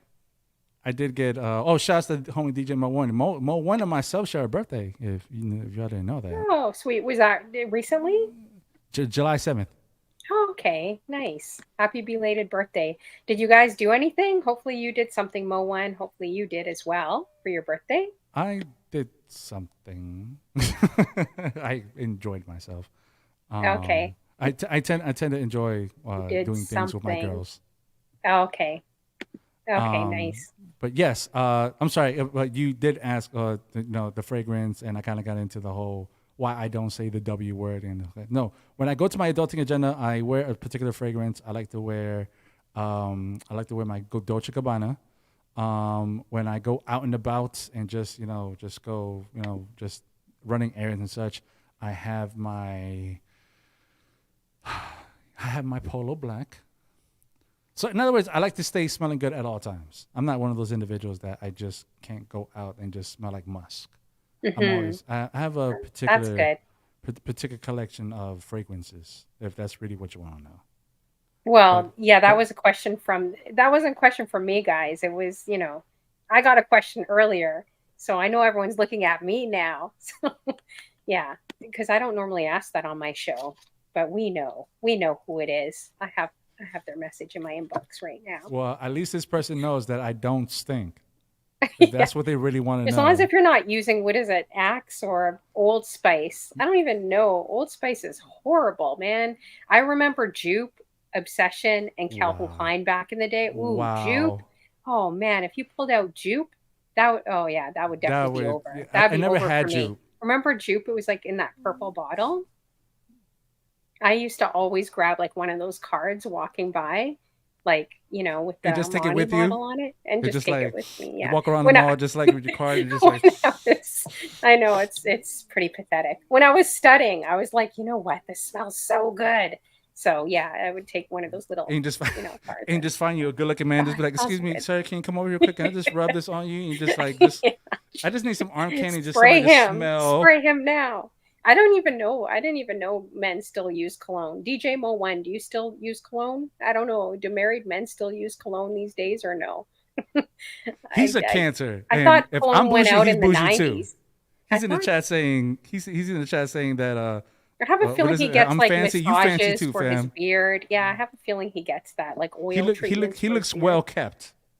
He does You look just well kept, you Mo1. gotta see. He doesn't look like there's not a stream that I don't see where he like he needs to go get shape up and everything. He looks always Oh looks my well gosh. kept down Mo to the one says beard. Dove soap only. I don't believe it. I feel like you go for like weekly facials, Mo1, and you have like, your women like fluff up your beard like before your stream and like, massage it kind of thing.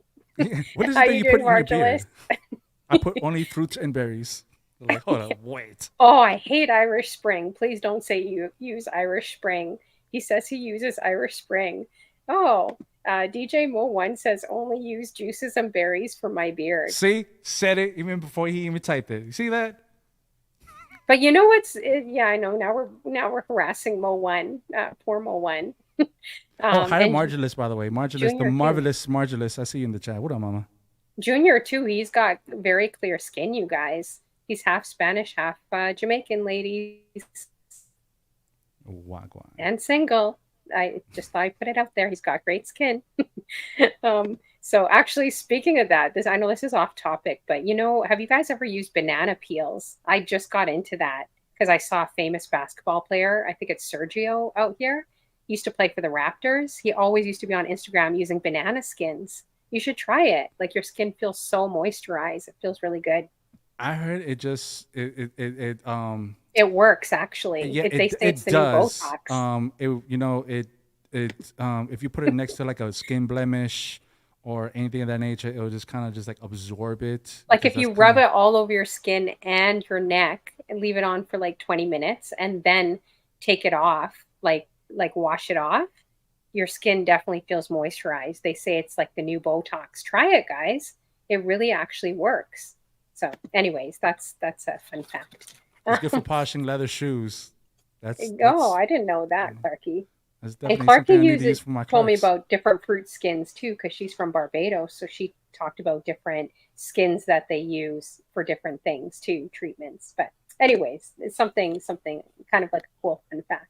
So going back, let's see here. I want to go back to because I know you had an internship with what is it, Po Boy Entertainment. It was like a 2 year internship. But Yes. you are also, I don't know if this is affiliated with this, but you're also recruited to be a DJ co host on a music TV show. So do you guys remember the Latin? Well, you guys, I'm sure, would know the 106 in Park, but they had also a Latin version of 106 in Park too. With Pepsi Musica. So, if you want to kind of talk about that, I'm going to try to dig for the video too so we could play it. So Pepsi Musica was the Latin version of 106 in Park during the time. This was like around 2006. Let's say between 2006 and 2007. I remember getting the gig through a DJ homie of mine, DJ Minor, which kind of correlates exactly back to the internship at the record label. So I was working for so I was interning at a record label, Po Boy Entertainment, which is now Po Boy Music Group. I was interning with them, and of course, working, interning there. I networked with with so many people, so many DJs, artists, and such. And I remember there was this one DJ who kept coming around because he was very good friends with the A&R. And I remember one day he approached me. He was just like, "Hey, check this out. I got this. I just got approached for this TV show at Telemundo, for that they're looking for DJs. It's going to be for a Latin show." And I'm already thinking like, I was like a bit apprehensive at the time because like the Latin route was something that I really wasn't interested in doing at the time. Like at the time, I was really more into like doing the hip hop. I want to get into the hip hop scene. The record label that I was working for, their hip hop. Uh, we'll get more into some of the artists that they released, but I remember him approaching me. He was just like, "Okay, let's go ahead and let's go ahead and try it out." So we went, and they immediately brought us on. They was like, "Okay, you guys are going to be the DJ co-host for the show. You're going to rotate each and every Friday because it was every Friday on Telemundo that we would come on and we'd be featured on this show." And then we did it for like about a year. And then of course, after a year, they kind of, they just said, we're no longer going to do this show. But yeah, that's kind of how I came across to it. It was very popular from what I heard. I really didn't. I really didn't get a chance. I really didn't get like um, because it's like it was a whole completely different market. So say if I was like on 106 in Park, then I go to like my, to my DJ colleagues and such, everybody would be like, "Oh no, I saw you on, BET's 106 in Park," because it was the most popular thing at the time. Now, this show that I was on, it was popular, but only for a certain demographic, right? For the Latin demographic. Now, okay, quick story. I remember there was this one gig that I had at the Adidas store in Miami Beach. So I remember spinning at at this Adidas store, which pretty much I would go there and I would spin for like 3 hours. And I remember being there one day, and the way it was set up is that they would have the DJ booth, facing at the window because have the big window, and I would be looking outside at the patrons on the beach walking by. And I remember DJing, and one day there was like this group of like Latin people that were just walking by, and one of them pointed out to me, I put this on everything. The dude pointed at me and the rest of his crew was like about maybe like 4 people that were with him looked at me and they were just like, "Oh shit, it is him." So the guy comes walking into the store and he's just like, "Yo, you're Kid Polo from Pepsi Musica," and I'm just saying like, Oh, "Oh," wow. I'm like, "Oh, yeah, I am." And this was like a year after the show was canceled. This wasn't like during the during the duration of while the show was happening. It was like a year after. So that's what I'm saying. Like I really didn't get a chance to like real feel the reciprocation of being on that show to like later. And of course, you had to be from like a certain place where that show was being broadcasted at in order to kind of get that sort of recognition.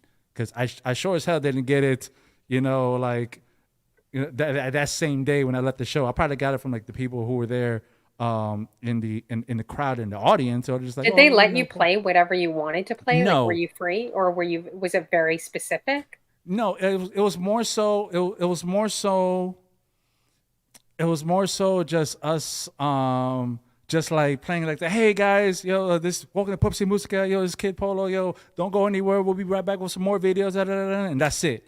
And pretty much they would be the production would be playing a certain song. So I was kind of there just like pushing buttons or acting like I was doing something, but necessarily I wasn't. But I did get a chance to like spin like for we the only segment that we got was like pretty much like a maybe like a 1 minute segment where they will give the DJ or give the DJ the other DJ and myself a minute to go ahead and just like, okay, you guys got a minute, go ahead and do what you got to do, and then from there we're gonna go into commercial. That was pretty much the only segment that we have where we actually did what we did, and we had to be really creative during that minute. After that, pretty much, it was just like, hey guys, welcome back, Pepsi Musica. Yo, coming up next, we have this and that, this and this, and that was pretty much it.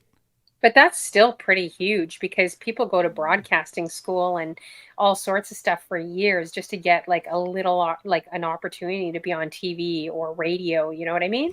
So for you to get that opportunity, think that's really Obviously, I didn't go to broadcasting school. I mean, the only thing I just did was just like, I was just hanging around, not hanging around, but, I was just at the record label. And all of a sudden, this one DJ who, I became familiar with was there too as well. And he got the opportunity. He was just like, you know what?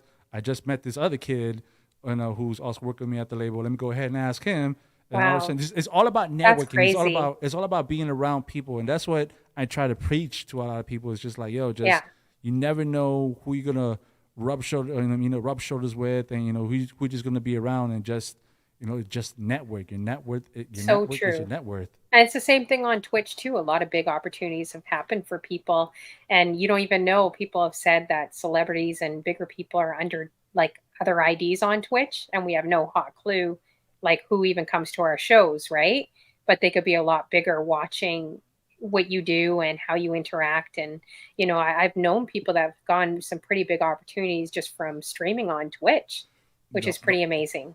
the only opportunity I would love to have from Twitch right now is Shakira, walking into my chat. It's just like, what's Oh, going on in Shakira. here? Hey, you never Like, know. oh, You know what you Shakira's in the should chat. do? You know what you should do? You should do like a Shakira mix, right? Like do like a 2 minute mix and tag her on Instagram, post it. I It will it swear. works. No, seriously, it works. Like I tagged Angie. I'll tell you guys a quick story. And I want to say this Twitch Witch Slaps, thank you so much for those 300 bits, 305 bits. Thank you. 305 bits. Bless up to Is you. that Appreciate something? that.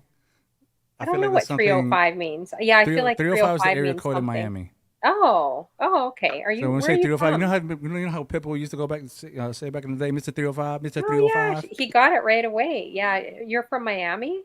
Yeah, Yeah. thanks for dropping that. Appreciate that. La So Sabacera. yeah, I was gonna say a few quick cool stories. Like I tagged a few artists like Angie Martinez saying how much her talk show inspires me and her questions and how she goes deeper.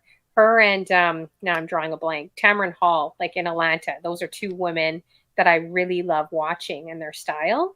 And she took my story and reposted it on her page. She didn't have to, right?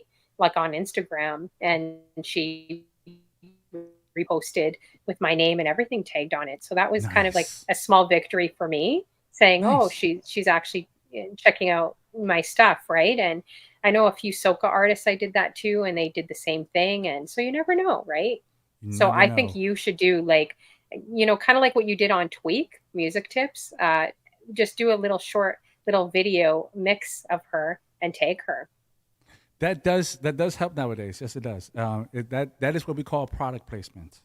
Hmm. Oh, And okay. that was a portion of, well, that's kind of, well, yeah. I also worked for a marketing and branding company, so I'm a bit familiar with that.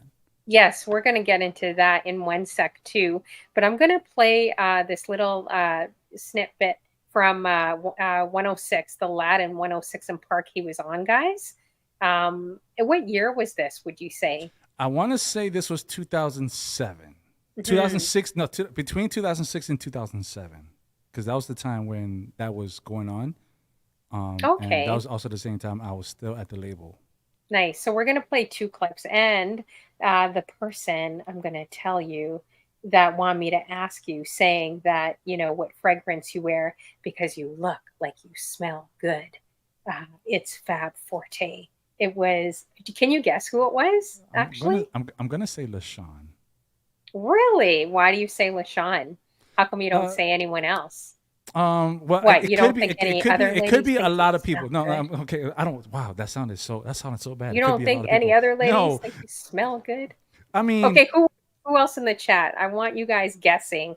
Who in the chat do you think asked that question earlier? You guys are looking at me thinking I'm the creepy one. No, I'm not the creepy one.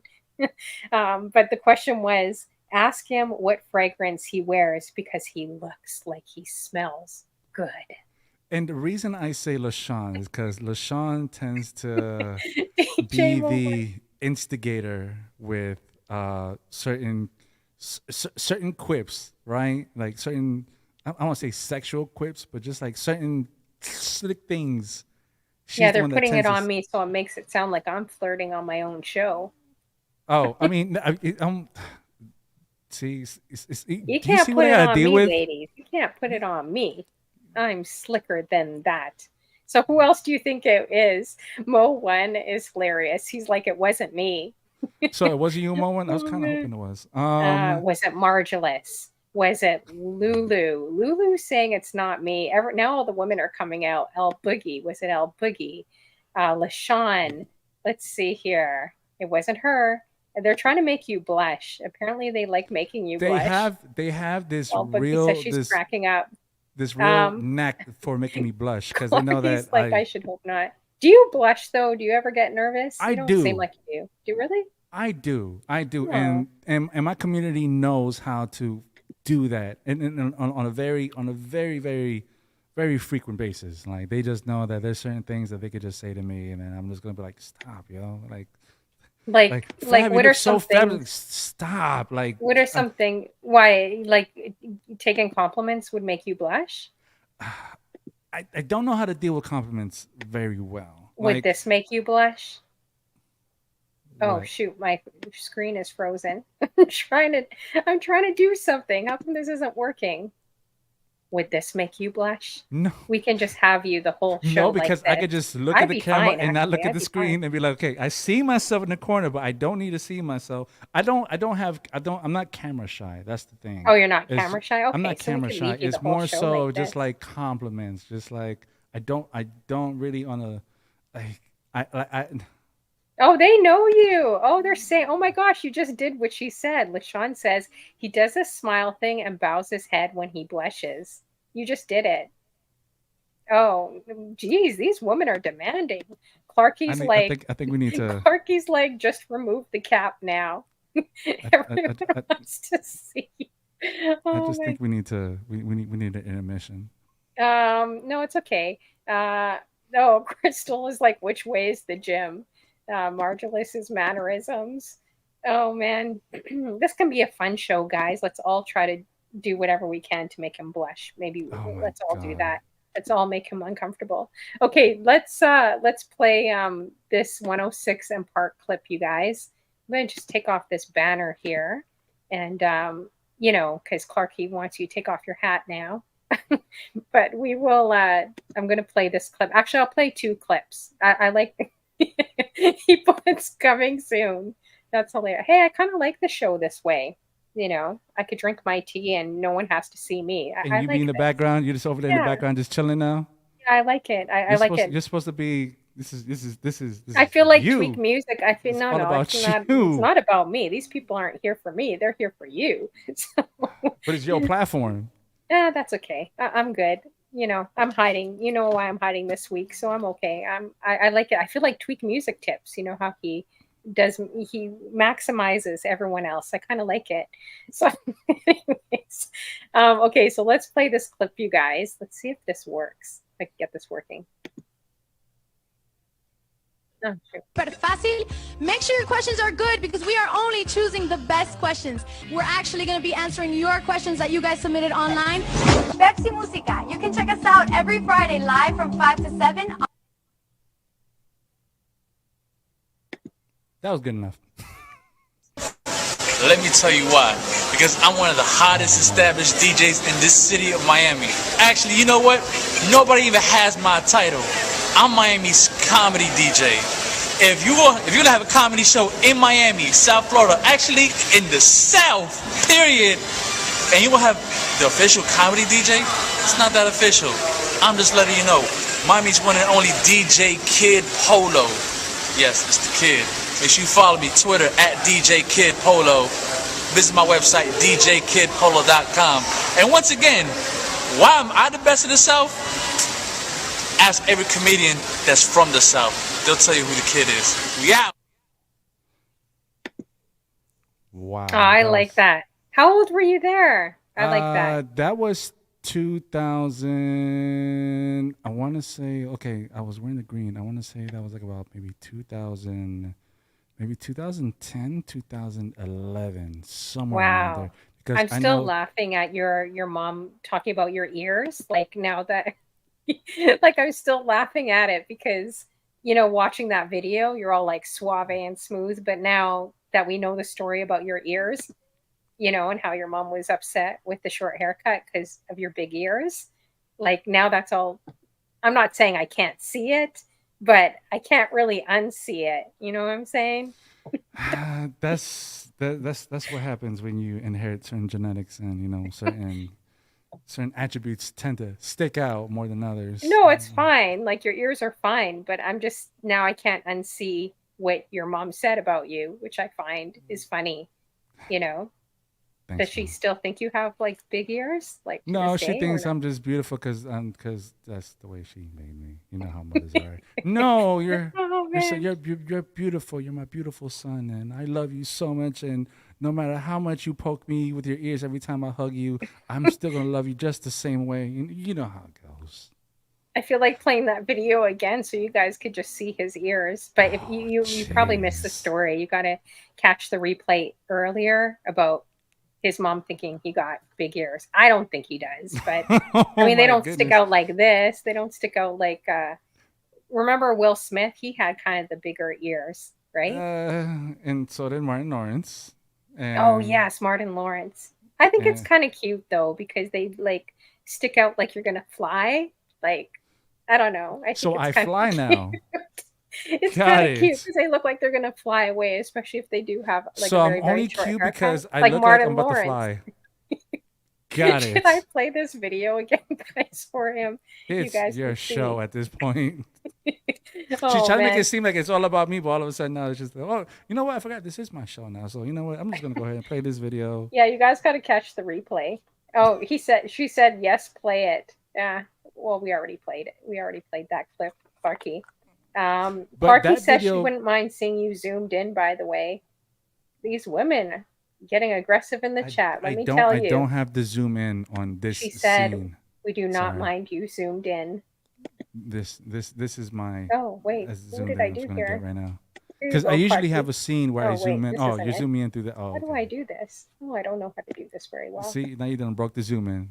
Oh, jeez. Jeez. There we go. Much better. Much better. Clarky's laughing. Lulu's like eating popcorn while she's watching us. Mo1 doesn't even know what's going on. He's just saying, hey, I'm not asking him to be zoomed in. Um, Because How I'm you pretty doing? sure Is he a doesn't want to rat see the my face Rachel? taking up all of his screen. You know. I think he'll be fine. Oh, Clarky says she's looking. She's looking. Well, he has headphones on, so you can't really tell with the ears, you know? So, oh, there we go. There we go. Okay, can you just go like this, like to the side? Like, can you move like left and right? Okay. Do you guys think he has big ears? I don't think he does. Look at. Do you think they're big? I don't think. Oh, wait. My scene is his ears are. Do you think he's gonna fly away? Like, I don't know. Let us know. Oh, LaShawn has a question. She goes, why do they call you brow boss? Really. Before I get into that, This is kind shout of outs to fun, actually. Rach. Shout outs to Rach, my other mom, who just stepped into the chat. How you Rach. doing, Rage? That's fine. That's the third Fabulette right there. So the first Fabulette is Lala, then it's Boogie and Rach. So I have all three Fabulettes Nice. in the chat. Ladies, appreciate you having here. Oh my So why do they call gosh, me? LaShawn. Can you read this comment? You see the comments here? I think that's why they're moderators of you. Oh my I goodness. don't think they're modding LaShawn is for not a any other moderator. reason. LaShawn is Oh, just a very avid Fab Fammer. That's either basically that or a what serial killer. He goes, you got sexy ears you I can nibble on. wouldn't I wouldn't rule that out. Um, You wouldn't rule that out. We all have serial I killers wouldn't rule that out. online, being in front of But the camera. We all have weird serial killers. LaShawn, you know I'm just serious. But what was the question again? Actually, what was the question? I think I forgot it too. Oh, why did they call you Brow Boss? Oh, bra boss. Damn. That was the one out of all the questions I neglected to like act stupid on. That should have been one of them. So it was pretty much a campaign that we started like pretty much 2 years ago where, that somebody just decided to say, hey, you know what? You have one of the most fabulous eyebrows on Twitch. We should go ahead and just make that a thing. And then from that thing, I had one of my viewers at the time that was sending me. She would tend to send me some nice little gifts, and one of them being some T-shirts. I actually had some people from my community send me nice things, and I appreciate all the things that you guys send me. But whenever they send me something, I try to, make it fun, right? I try to, this is a gift. Like the recent gift that I got is this little banana that I have here right now. Is hanging. His name is Nito. This came from Crystal Tokyo. But no, the Bra Boss T-shirt was something that came about that somebody sent because the joke or campaign pretty much at this point got so popular that it was just like, you know what, we should go ahead and make that the same thing as we do the Sesame Street time, because for everybody that knows the Sesame Street time, I had this whole scene where, I'm dressed in, a Sesame Street character, not a costume, but just like, a shirt with a face on it. And I actually had somebody send me a shirt that says Brow Boss on it. So I will wear that shirt that says Brow Boss whenever somebody redeemed the channel redemption, Brow Boss. But how did I come about having the best eyebrows? I don't know. It was a joke that just all of a sudden That's just so flourished funny. to where it's at now. And now people legitimately think that I have some of the best eyebrows. I'm just here like, Let's pretty see, sure. ladies. Does he have the breast? Oh, I can't see. My banner's in the way again. Does he have the breast I'm pretty sure that I've brows? seen better eyebrows. I mean, I don't get my brows microbladed or At least anything you like don't have that. a So unibrow. If you had a unibrow, I can like be thankful I'll for be that. sure I'd have a serious problem, because I'll be sure he could have been a good looking guy, but that unibrow was really getting in the way in the 90s, guys. I Like, seriously. guess I can be thankful for that. I could have been a unibrow. And speaking of the best brows and beards, I think you guys need to do a beard raid train. We got DJ TNT in the building. Make sure you guys are adding him. DJ Mo1. Oh my gosh, you guys have to do the best beard raid. Speaking of beards, he looks like he gets his beard massaged by his wife because, like, it's all perfect and, like, With fruits and berries. yeah, like it looks like he definitely goes, for those I oil don't think. treatments and massages. DJ TNT and Mo One and what is it? Party Rocka, Kev G. You guys got to all do like a beard raid train.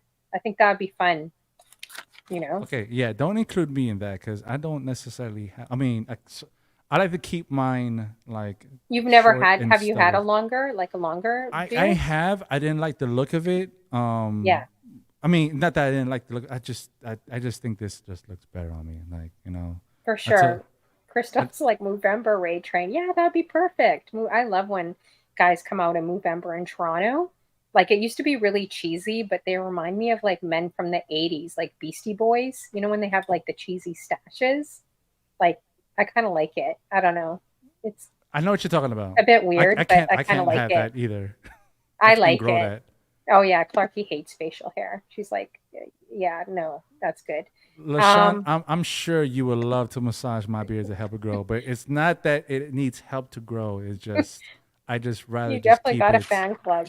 That's hilarious. Just rather just keep it where it's a nice I like to say clean shaven, not clean shaven, but just like just like nicely well groomed. Not that I'm saying that having a beard isn't being well groomed, but I just Yeah, I hear what you're saying. Some people just wouldn't suit be it, and some people wouldn't suit don't, me kind of thing. exactly. Like DJ TNT and Mo One and those guys really suit it. They probably look like totally different men without their beards. I'd like to see that clean shaven. When I saw Party Rocker Kev G, I was so shocked. He looked like without his facial hair. I was so shocked. He looked like a total pretty boy. I was like, what the heck? You look like you're coming out of a 90s video. He That's not a looks so bad thing either. different. Yeah, no, It's not a yeah, bad but thing he looked either. very different. But anyways, so I was going to ask you too, because I know you became, the comedy circuit DJ of the South of Florida. So you did big comedy festivals, big arenas. Some of the people, guys, that he's worked for is Kevin Hart, Charlie Murphy, Rest in Joe, peace. yeah, Joe Coy, Russell Peters, which is from Toronto. He DJ'd with him. Earthquake, DL Hewley. I got to see in Virginia too. So some of these guys I know. That's You just to know, name a few, because yeah, you said that there's so there's some many. comedians out now that are really doing it. That I'm just Hmm. like, wow! I remember these guys coming to the comedy club and just like, That's not necessarily crazy. fighting for stage time, but just Hmm. they would just pop out of nowhere and just make certain appearances. So the last video that you played, where I'm pretty much going on the rant of just me being the best of the South, that was the actual name of the comedy festival that we were doing at the time. It was called the Best of the South Comedy Tour. So we were doing that out of the James L. Knight Center in downtown Miami, which would house like maybe about maybe between 5,000 to like 7,000 patrons, right? So whenever we do those big festivals, we will have big name acts come out. But that's not pretty much where I started. Where I started was once again, I was working. This was in 2008. I was working for a marketing and branding company, and of course, being in those surroundings. Once again, just like a record label, you come across certain clientele, you come across certain individuals that are doing certain things, and you just like you network with them and such. And one of them just so happened to be the manager of the Miami Improv in Coconut Grove in Miami. And we actually started with the marketing company. We started doing like this weekly Tuesday night show with another big local act in Miami, which his name was Benji Brown. We started doing this Tuesday night thing, and the Tuesday night thing, branched out and was a success. And then from there, the manager was just like, "Hey, look, check this out. We actually have Michael Blackson coming through this weekend, and we would love for you to come through and DJ the entire weekend." And then from there, it opened up to exactly that. Now, instead of me doing Tuesday nights just for this one comedy show, now it became me DJing for the big weekend headliners and such. And then from there, with the same marketing company that I was with, he got with this other big promoter that would do these big events, big comedy shows, and then from there it just kind of branched out into that. So I went from doing the small comedy room, then that small comedy room, doing more nights, and if I'm doing more nights, making a name for myself in this particular market, because nobody in Miami, no DJ in Miami at that time, between 2008 and 2013, was making a name for themselves in the comedy circuit in Miami. I'm pretty sure I'm not trying to toot my own horn, but this is just facts, because the improv was very, very particular with who they decide to bring on and such. And pretty much every event that was comedy related always had the marketing group that I was a part of, and also the promoter that we were working alongside with. So pretty much every comedy show that was happening during that time, I was a part of it. So of course I came across meeting all these up and coming comics at that time. You mentioned Kevin Hart. I met Kevin Hart when he was still up and coming. Wow, crazy. I had the honor of meeting the late Charlie Murphy. I had, there's so many, and that's why I kind of like, you kind of mentioned it earlier. It's like, can you like give me names of comics? And I'm just here like, there's so many of them. I met so many comics that back then they didn't have a name, but they have a name now. And it's just like, oh wow, like it's just so many, because I would work there literally almost every weekend. And just with the name, a few of the names that I gave you was pretty much some of the big names, but there's still a couple more big names I could have named. But I'm not a fan of name dropping like that. But pretty much that entire market was mine to claim, and I worked it for as long as I could. And then, my juncture, because it's pretty much like in 2013 that I stopped DJing. And when I stopped DJing, that was pretty much when I stopped doing, that whole entire market and such. And which I'm pretty sure somebody already took over, but that's such a niche. Like the only one that I really know that's really doing it, at least out here, starting from scratch with Russell Peters, right? Traveling the world in arenas and being his like touring DJ while he's doing comedy, but it's very unique. Like, would you prefer doing that, say, over like clubs and festivals or some of the stuff you've done, or even being on radio, or would you prefer doing like being in the comedy sector? Because that's really different. Radio, I did get a chance to dabble in. Mm-hmm. So have I preferred to be in the comedy clubs compared to the nightclubs? Well, being in the comedy clubs wasn't as extravagant as, in terms of being the nightclub DJ. Of course, like not gonna say every, but some DJs have the aspirations of being, very well known of rocking clubs and such, right? You want to be known as that DJ that's always traveling, going, rocking Vegas clubs and rocking New York clubs, clubs in different cities and such. While in this niche, as you mentioned, I pretty much dominated an entire genre, of entertainment, right? It's just like I got to meet, people that people will only see on TV, or unless you actually go to the comedy clubs and meet them and such.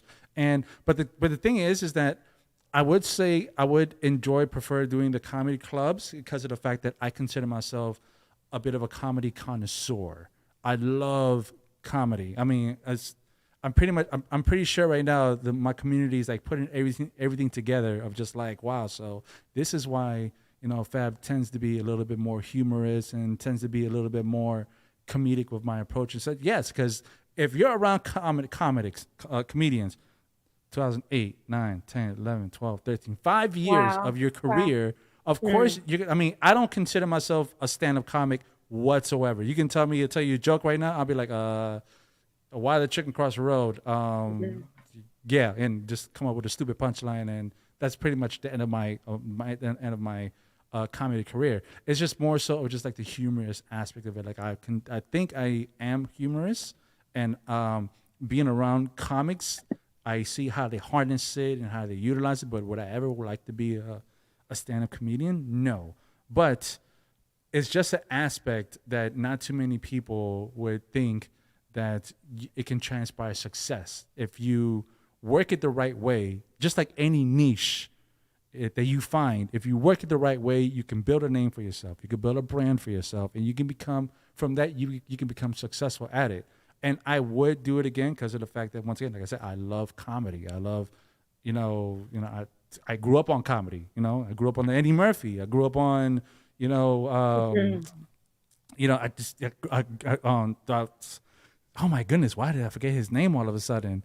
Um, just growing up on comedy, just growing up on comedy in general was something that I really loved, especially me and my best friend. Like we would always give each other like little quips and such, and we will automatically know exactly where we got that skit from or got that quip from, and we make each other laugh all the time. Like comedy is just that one thing that I'm glad that I was able to be around, because as many tragedies, not to say I lived a very tragedy based life, but comics have the ability to turn a tragedy into comedy, For sure. and Yeah. that in itself is a skill and something that everybody should have. Because yes, a lot of people go through tragedy, a lot of people go through a lot of things in life, but how are you going to deal with it?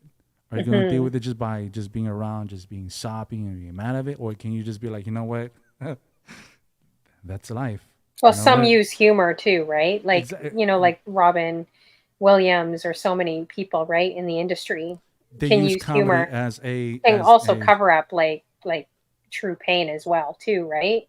But I mean, yeah, using humor and or different things, using music as therapy, using humor, there's so many different things that, people use, right?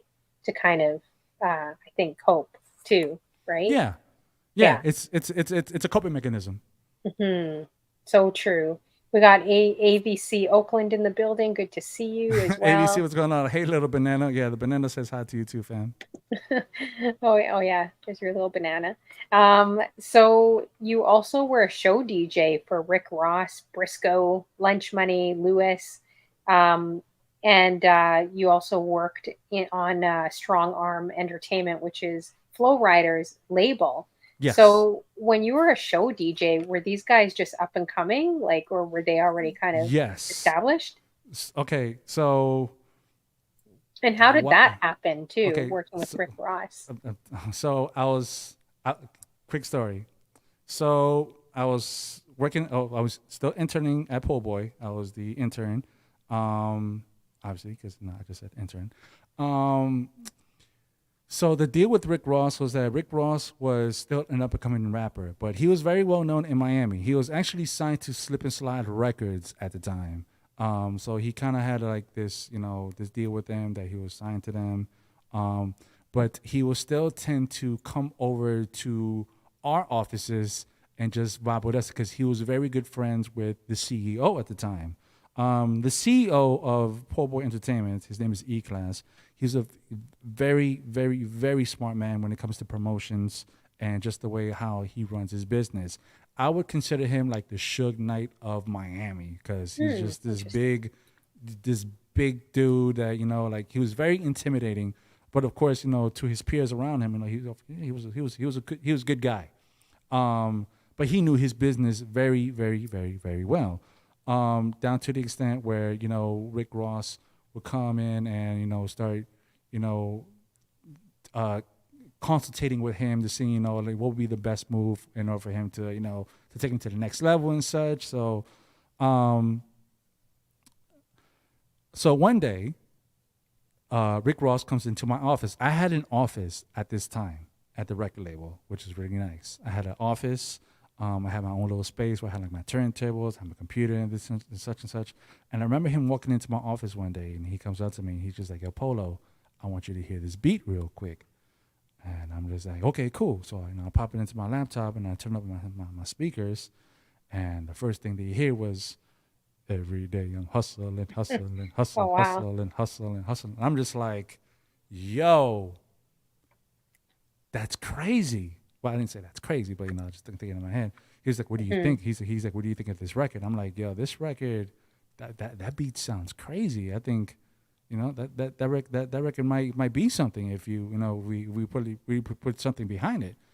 So I remember him coming into my office, bringing the beat. He hasn't rapped over it yet. Um, he brings the beat in, and I remember like maybe like 3 days later, um, he finished recording the record, and then he brings it back to the office, and then the president at that time was just like, "All right, Fab, check this out. I mean, not Fab, Polo, go ahead, take this record. Do your thing. I'm like, okay, I'm gonna be on South Beach tonight. I'm gonna play the record, and I take it that night to South Beach, and I must have ran that record like at least 3 times, to the extent where the club manager even approached me, was just like, do me a favor, don't play that shit ever again. Oh, And I'm just here like, I was like, you really can't tell me to not really play this record. Like, do you not hear this record? He's like, I don't give up. Who is that from? Where the case may be. Stop playing that record. Play more of these records, because we're trying to get paid or whatever the case may be. Like, we don't break records here.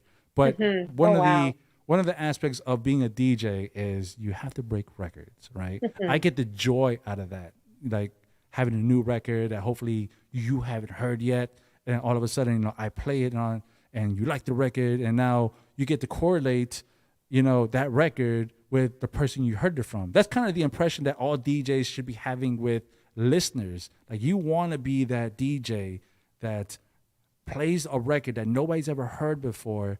So when that person looks back on how they heard that record, they can be like, oh, I heard it from DJ such and such. And that's how I kind of enjoyed being a mixtape DJ as well, but that's another story. So anyways, I play the record. And then the record started gaining momentum, and of course Ross started getting booked for shows, and then he will come to me and be like, "Hey, look, check this out. Like, we need to start going, to these events." First, it was local. I never really got the chance to really travel with him outside of the city. It was like more so like everything that was within the cities, because this Miami's known for its gentlemen's clubs and such. So he would perform at like certain venues and certain gentlemen's clubs, and I will be there, and I had the CD that I will play for him. I even DJ'd for, I even did the show for him when he got signed to Def Jam, which at the time was being run by Jay-Z. I remember he had his signing party at Privé in Miami Beach, and I remember being there and actually DJing there for him, which is one of my favorite moments, because oh man, I just remember that night like it was yesterday. But pretty much that's how I kind of at that moment became his show DJ. But then of course he met somebody else, not coincidentally, but he met somebody else, another up and coming DJ that I guess that fit his image a little bit better, I want to say. And plus I understood the whole concept and the politics of the thing. But he went with that DJ instead, and he still rides with him today. His name is DJ Sam Sneak. Oh wow! And they're still doing it to this day. And the other artist, Briscoe, was another artist that was on the Poor Boy label, the Poor Boy label that I just so happened to really. Actually, you know what? That was the case. The case was that I was really actually Briscoe's DJ, so I was really more loyal to him at the time, because it was just like, he kind of brought me on to the label more than anybody. Briscoe. Shout out to my man Briscoe, man. Damn. That's kind of exactly why I didn't really take that leap of being Rick Ross's DJ, because I was already Briscoe's DJ. And we already shared a certain history and shared a certain, workload together, that we were just like, you know what, I'm here with you, dog. You're the one that talked to the president and the CEO of the label and was just like, yo, I want him to be my DJ. And when you hear from an artist, like it's sort of like a nice thing to hear from an artist, to hear like, yo, I want you to be my DJ. We're gonna work together. I feel like you believe in my projects, and we're gonna make things happen. And I kind of just like never, became disloyal to that. So that's kind of like one of the reasons why I never became Rick Ross's DJ, and he just found somebody else.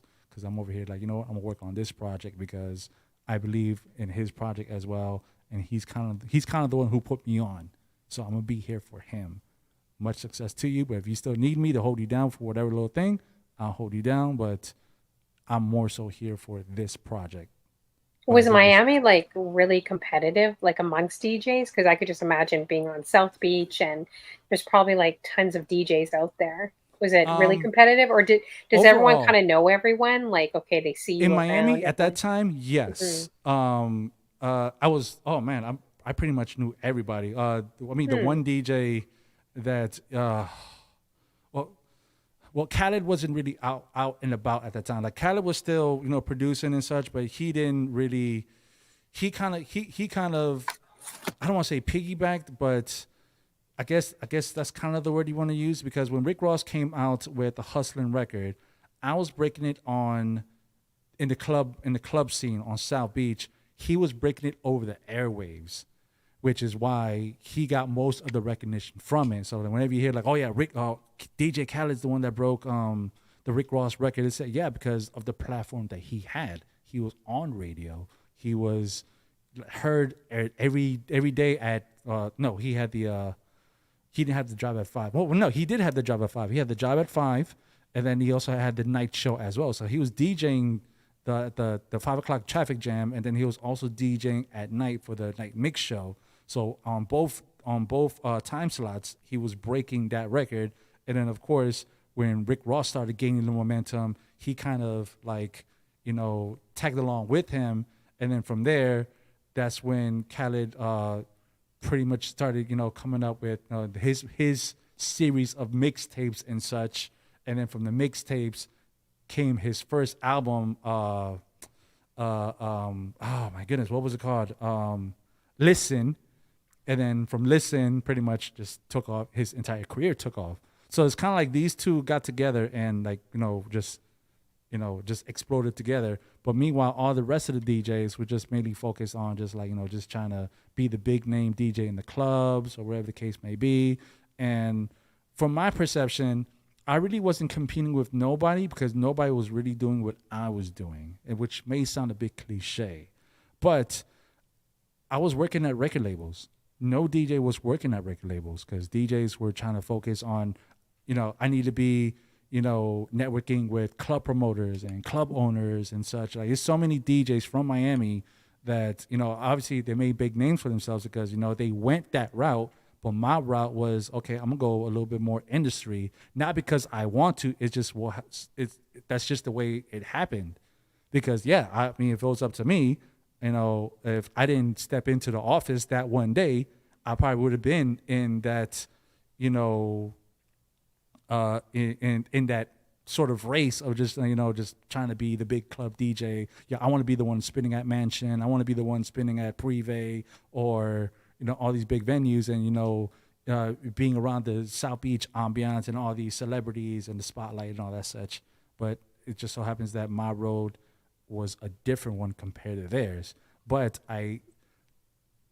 as I was parallel to them, I saw that, yes, everything to them was a bit more competitive. Everybody was trying to fight for that one, for that one opening spot or for that one headlining spot at that one particular hot club. Meanwhile, I'm over here like, okay, I'm over here with the engineer and I'm here with this artist and we're just trying to see, okay, how we're going to work this record.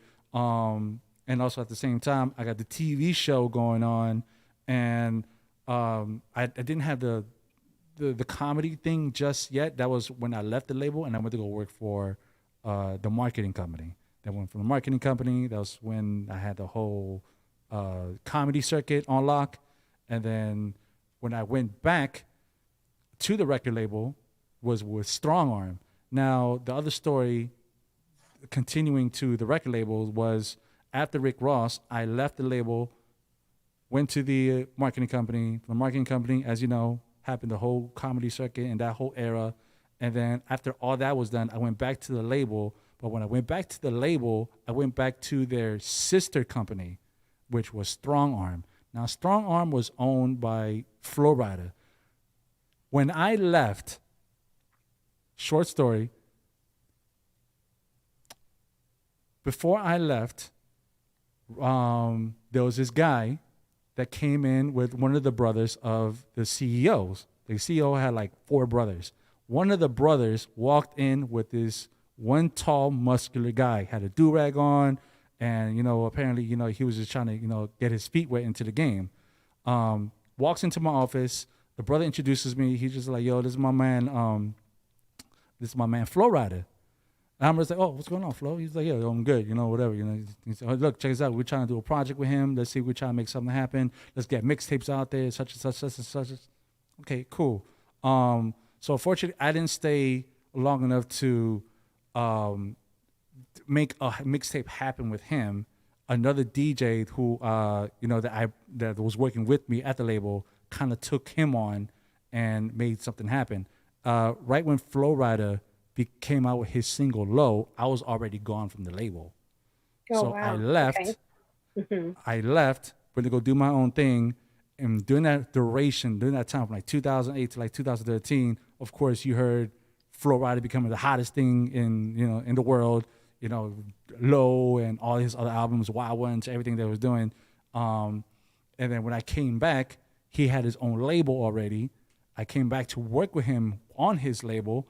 I was pretty much taking on the position of just being the DJ who kind of brought other DJs together. So they had this DJ coalition called Strong Arm DJs. There was two people that was running it, two DJs that I knew that were running it. And I came to them. I was like, "Yo, check this out. You know what would be a dope thing that we need to do? We need to get DJs from the city together to form a clique, because pretty much we were the DJs running the city at the time. Like, of course, there was like other individual cliques that were doing things, but nobody was doing things like the way we were doing things. Like we were backed up by one of the hottest artists in the world. That he was just like, all right, then look, if you get all the DJs that you need together, we're gonna go ahead and fund you with whatever it is that you need. You want to get them hoodies? Let's get them hoodies. You want to get them, photo shoots? Let's go ahead and get them photo shoots and all that. I remember the day when it happened, when all these DJs that we collected met up at the record label at the office. We had like this big DJ day. Like, okay, you guys are officially Strong Arm DJs. Now we have hoodies for you. We have clothing for you. We have promotional material for you. We're gonna get you drops. We're gonna have a graphic designer make logos for you, and of course you're gonna be taking pictures with Flow Rider, just to solidify that you're part of the team and such. And that's when I went back to the label. But unfortunately, during the duration of that time, I had other responsibilities that I had to take care of, and I couldn't be as active with the whole movement like the way I wanted to, and that's kind of what like that spiraled and downward spiraled me to where I'm at now. So Why would Flow Rider be so interested in DJs? Is it because just to kind of start something and then they're kind of branding him in a sense? No, he knew the Like importance. promoting branding him? Well, he knew the importance of what it is to have have DJs. This was during the era where Because that's rare. Like usually artists are not like, hey, let's get all the DJs together and get some click like group, right? well, I'm kind of the one who insinuated the idea, right? Because of the fact that like we were unionized. Like every DJ in Miami at that time knew of each other, right? So everybody, if you were cool with one person, you were cool with a collective of other people. If you weren't cool with one particular person, you weren't cool with the collective with the collective of the rest of them. But there were so many people that were ready to not only make a name for themselves, but also just try to tie themselves. I mean, it's human nature. You want to try to be a part of something that makes you feel like you're a part of it. And he knew exactly how to do that. And he had the expenses to do so. So so when I brought the idea and I was just like, yo, we should have like a DJ coalition, because as of right now, it's DJ such and such. It's DJ such and such. Is that we had three radio DJs on the roster. Then we had his tour DJ. And then we had me. The way he kind of saw me was just like, oh, this is Polo. Like, this is like the first DJ that I met when I first came walking through the office doors. Like, that's how he kind of saw me as. Like, he didn't see me as, oh, this is a DJ that I met at such and such club, outside. No, he knew the environment I was in. He knew who I was at the time. He knew me because of the peers and everybody I was surrounded with in the office. So when I came back, he was just already just like, he was very familiar with me and exactly of what I did as well, even with the mixtapes and other projects that I was working on at the time. So he kind of really, really humbly gave me his ear and was just like, yo, you know what? That sounds like a pretty good idea. you guys know DJs, and DJs do push our records. Yeah, He for does know sure. that. It's smart for him. It's smart branding. If you get a lot of DJs in Miami together, you're giving them gear, you're giving them whatever, like free promo to promote the artist. Like that's smart. That's smart on him, right? Right, But he exactly. probably didn't And need it anymore when he blew up, though. Like, I, did I it mean, last long or not really? it I I want to Because he say like probably blew after. up fast. I think he blew up Well, fast. here's the thing. This happened like around 2012, 2013. He was already blown up. He was already established. Mind you, Low came out 2007, 2008. Low came out, yeah, around that time. Yeah, So I of think course, so. from Yeah. that time to like 2013, he was already one of the biggest artists in the world. His Yeah, he was one of the biggest artists in the world, in terms of sales and popularity and such. So he did have the backing, he did have the money to do such a thing. Some artists don't really see this, doing this because of the fact of the labels. So since he had his own label, he can make his own decisions. If this was like at Atlantic or Interscope or Def Jam, whatever the case may be, they'll have somebody delegating to the other DJs. They'll have like one man, just pretty much just like, okay, I got connect to all the club DJs, I connect to all the radio DJs, pretty much, A&R in the situation. But at his label, he kind of didn't have nobody doing that because of the fact that, nobody really wanted to take on the position. Yeah, he had somebody who's the head of promotions who would go out there with the street team and, get the records into the DJ's hands and such, but not necessarily creating any sort of like, rapport with these individuals, and Yeah, especially for sure. somebody who's from the city. And that's where it kind of just like, that's kind of where my value came in, which is like, well, I'm cool with these guys. I'm cool with like all these Do you ever guys. see too many female DJs there in Miami or not We really? did have female DJs. We had a few of Yeah, them. We just a had a few of few, them. not Yes. many Yes. though. Probably not many. I don't think. Yeah. I'm pretty sure. It's grown Oh yeah, now. now. Yeah. But back then there was a few. But there was, like I remember before I left, there was one DJ that was on 99 Jams that she was making a name for herself, but they kind of had her like on late night at the weekends, like maybe like Saturday night, like at 12 o'clock at night. But of course, people would take that spot because they just want to get their they just want to get their foot in the door. They just want to try to get known. They Yeah. just try to find a way to build from. For sure. Yeah. Well, that's interesting, your whole journey. And then of course you were also on radio. What is it? SB, is it SB5 or SBS No, radio, is it? SBS, Spanish Broadcasting System. Oh, the Spanish broadcast. Okay. Spanish Broadcasting. So it It's was WRMA 107.5 FM, right? yes. Yeah. That was more so of an experimental stage. So of course it wasn't like Clear Channel. I don't know if anybody still remembers Clear Channel or not, or Hart Radio, so to say. It wasn't under the big broadcast syndicate, so to say. It was really more so of like a, not necessarily local, but they have certain stations across the U.S. They have El Sol, in New York, and they have another El Sol in Atlanta, and of course the one in Miami. The reason I say experimental was because of the fact that, so there's this radio DJ. This is DJ, legendary DJ that everybody knows in Miami, DJ Laz. DJ Laz came out with some records back in the day, and of course he made a name for himself. He's one of the Miami pioneers, one of the Miami DJ pioneers. I remember first hearing him when I first moved down to Miami, and then from an era from like the time that I was living there all the way up to like 2010, somewhere around that time, he was on this one particular radio station, Power 96. There was a fallout somewhere around the time, like 2010, somewhere around there. There was a fallout between him and a new program director that they hired. That the program director, I forgot exactly where she came from. Um, I heard she came from like either Hot 97 or somewhere in New York.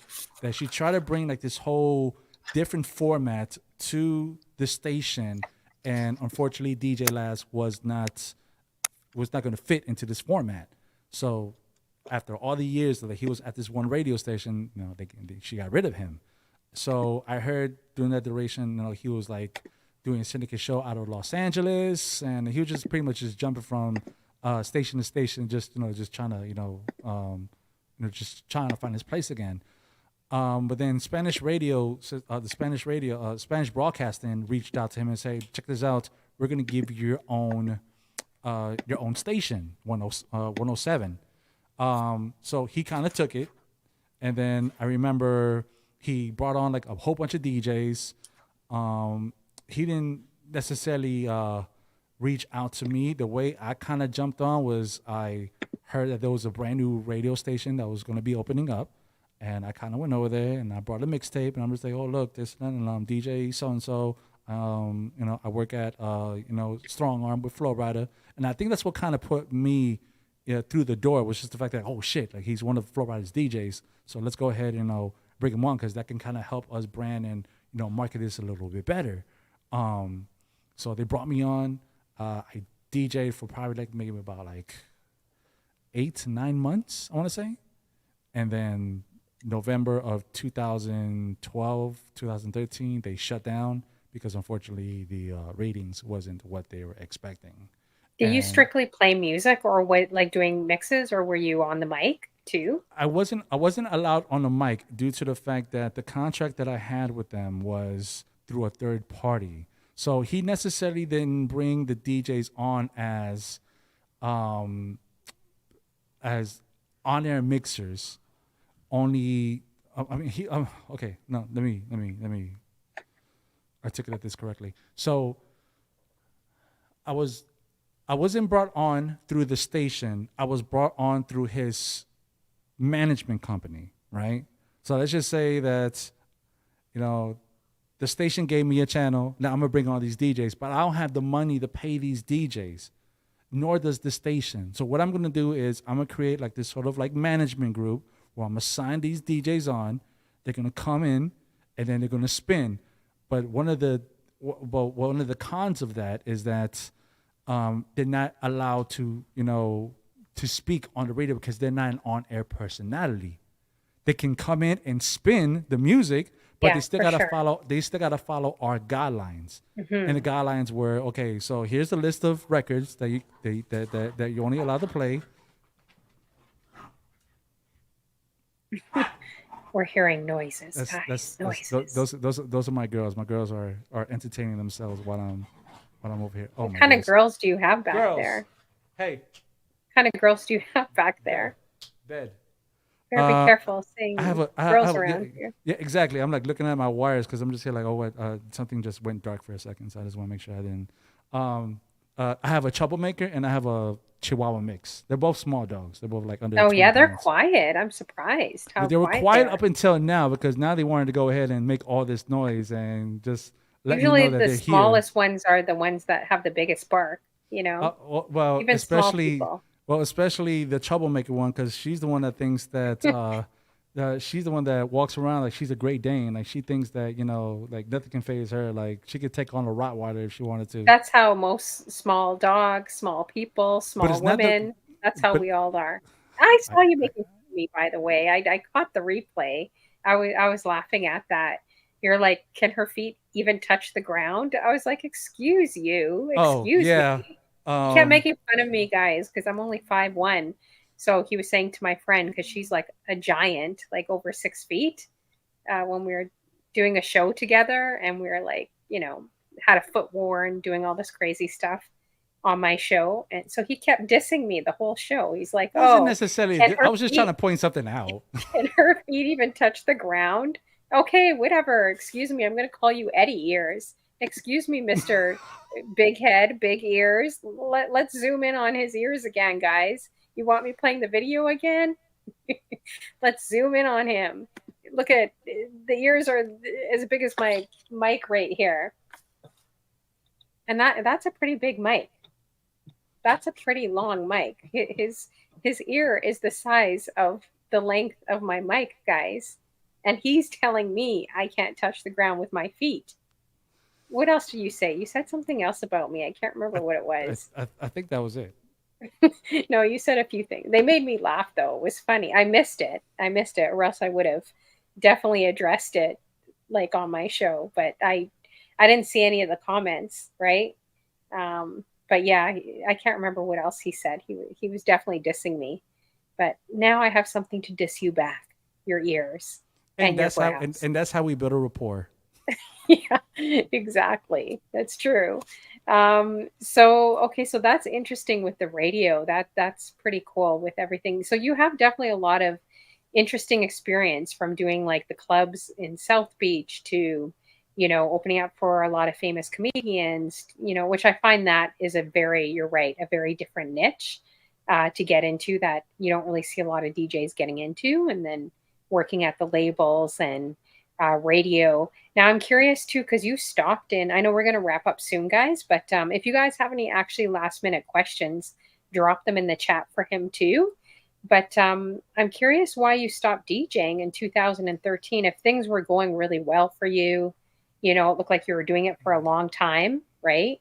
And then you just decided to kind of, I think, stop in 2013, and then you moved to Texas in 2016. So I'm curious as to why you decided to stop DJing.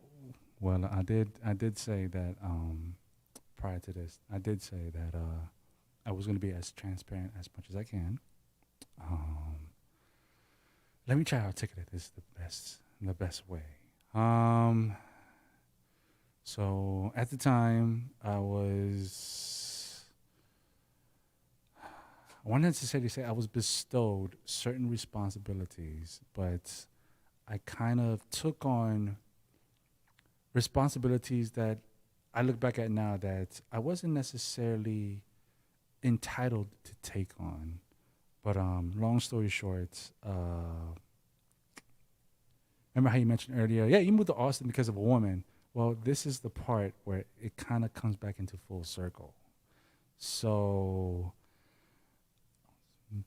dating somebody at the time, and my partner, and you know, had had a child that wasn't mine. Oh, And wow. of course, I took on the responsibility of saying, like, you know what, I'm going to be the one to provide and, just try to make things happen for us, And also at the same time, not that it was promised because there was no agreement that it was going to happen, but around that time, I was pretty much ready to, like, you know, take my life to the next level. And pretty much the next level right now in my life is, uh, being a provider and possibly being a parent. And it seemed very promising at this time when that all that was going on, and but unfortunately, the lifestyle that I was living wasn't enough to sustain or even try to, not even worth bringing somebody into the situation. As much as we were able to make things happen to an extent, but I still wasn't, where I should be in order to even consider, looking back at it now, to even consider bringing somebody into the picture. But, it seemed so promising at the time that I was just like, okay, you know what? I think I'm going to have to make certain sacrifices if I want this next chapter in my life to happen, or make this, vision of my life to happen. I'm going to have to make certain sacrifices. And that's where, me not DJing, had to be one of those sacrifices. At least for it now, I told myself, I was like, you know what? Let's go ahead and put a pause on this right now. Let's pin this, and we'll come back to it. But in the meantime, I will, still maintain my connects and check in from time to time and see what's going on. And yeah, so I kind of pinned it for a minute, and I put on my big boy pants on, and I started adulting. Now, unfortunately, things didn't pan out like the way we thought it would, which led me to making the transition from Miami to Austin all by myself. Wow. So she basically cheated, had a baby, and you were still trying to make it work? No, Is no, no, no, that no, what I'm no, no. trying to understand? No, You think? no. It just didn't work out. It just didn't work out. I'm not gonna include any sort of cheating or any sort of deceit. Nothing of that nature really happened. But It isn't was that just what it is if someone has a baby, if you're in a relationship no, with no, them? no. I don't know. Maybe I think, I'm I think I said that incorrectly. I was involved in a relationship with a single mother, pretty much pregnant. Oh, oh, okay, I see what you mean. And you were trying That's to like make it work, I guess. yes. And I was trying Oh, to be the one to step up and make it happen. But unfortunately, in order for me to make it happen, I kind of had to, do what I had to do, as the provider that I said I wanted to be and such. And that's when the whole thing. But unfortunately, during that time when I was trying to make things happen, things didn't pan out the way how we both thought it would, and which led me to being the one of just like, you know what, I'm gonna go ahead and pack up my things, and I'm gonna start making my way over to this place called Austin, Texas, because apparently that's where all these opportunities are happening that I can pretty much, you know, go ahead and take the opportunity and make it happen. do you ever And regret the move, or do you kind of wish like, oh, maybe like, like because I think time and space, especially when it comes to relationships, like it gives you a lot of time to think. If you go through some sort of heartache or, you kind of have that separation, right? If you move to another city, it gives you a chance to kind of think from a different perspective. Hey, maybe I could have made this work, or maybe, hey, maybe I could have done better in this end, or vice versa. Maybe, the only she's time thinking the same thing, right? I don't know. the only time that I think like that is like I can think about that now and just be like, wow, like if I was in, because the space that I'm in now, I'm just gonna say space, the space that I'm in now, I would be able to have taken care of everything, and I would have been the provider and everything else, right? Hmm. Now, back then, it was now me looking back then. It's just like, yeah, dude, you had no business being in that sort of situation. As much as yes, things seemed so wonderful, and it created so many memories, and you guys had this vision and this idea of what was going to come to fruition and such. But honestly, you had no business being in that situation. So Hmm. Well, you definitely live and learn, right? Through that's relationships and, moves and some of the stuff you've done. And hopefully that'll make you better for either the relationship if you're currently in one, or if you're not, that'll make you better for the next person if you're single. well, yes, but also putting myself in a mind state of just like, okay, I'm gonna have to go out and start doing things that I've never done before, and really making things happen not only for myself but for the future that I envision myself having. Excuse me, because starting from scratch in in any aspect of life. Starting from scratch, it's pretty difficult. Yeah, for Um, sure. 100%. but Yeah. but think about it now, like I mean, but when I came back to DJing, one of the good things that I was one of the things I kept telling myself was, well, you know what? Since we're gonna go ahead and start DJing again, of course under a different alias, like who you see now, I'm not starting from scratch. I'm starting from experience. Hmm. Yeah, that's true. It's very true. But in that aspect of my life, of when I had to make this transition from Miami to here, and then I had to start completely over again, being on my own, I'm yes, but I share that spirit. And I thank my mother for that spirit. Hmm.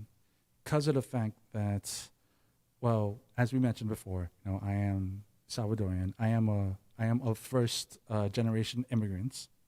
My mother came from El Salvador to the States. But the story with my mother is that she was the one, her and her best friend got together while they were in El Salvador and said, "Girl, guess what? We should go to the States and make something happen, and then we'll bring everybody over." And her best friend was just like, "Okay, cool, let's make that happen." So, mom and bestie got together, came out to the States, hustled the way they had to hustle, did whatever they had to do, and then when the timing was right, she left my dad in El Salvador. Oh wow. Like she left the entire That's family. crazy. It was just both of them. Like they're the two real pioneers in my entire family. My entire family, my bloodline, everybody who shares my same last name should be, and of course other branches of the family should all be thanking her and her best friend. But unfortunately, her best friend passed away about 10 years back. Should be thanking her for being like, you know what? Thank you for being so brave of leaving my eldest brother. My eldest brother was like about like maybe like 2 at the time. That she left her baby behind. She left her husband behind to go ahead and go into uncharted territory to manifest something where she brought everybody over and everybody pretty much just flourished all over the place. Where are And they now? Are they still in Miami, or do you have any my mom family in is in Texas? my mom is in Miami. I'm out here by myself. I'm just Oh wow. it's just me and my girls. Me and my girls out here just trucking it along and just making things happen. No, Wow. my mother is still in Miami, and unfortunately, my father passed away earlier this year. Oh wow. Sorry to hear that. Yes, My condolences. thank you. Definitely throw some hearts in the chat, you guys, for Itsfabforte. Some hearts and some hugs. Yeah, sorry to definitely hear that for sure. Was he in Miami, like with your mom, or Yes, in El yes, Salvador? Yeah. yes. They got married in El Salvador, and then like I said, my mom made the move to coming over first, and then they all came over, Hmm. and then of course from Maryland to Miami, and then they just lived in Miami ever since. Well, you probably get that from your mom, that courage to just take off and move to a new city on your own. You know what I mean? So, Yeah, I mean, my like, dad did it props to too. you. Because remember earlier I said that he left Maryland, he left everybody behind, and he Hmm. went to Miami and tried to make Oh, something too. Yeah, happen. both of them. And so really both of them. So I kind of share both their spirit, but I just I just more so take I like to enjoy my mom's story because of the fact that she's a woman, and you wouldn't expect a woman to do that. You would hear more so like, yeah, a man is really supposed to Hmm. they'll branch out and do this for his family, but no, it's really my mom that's the first one. She's the first one that did it. Then my dad did a second from Maryland to Miami, and then I did it by myself from Miami to Texas.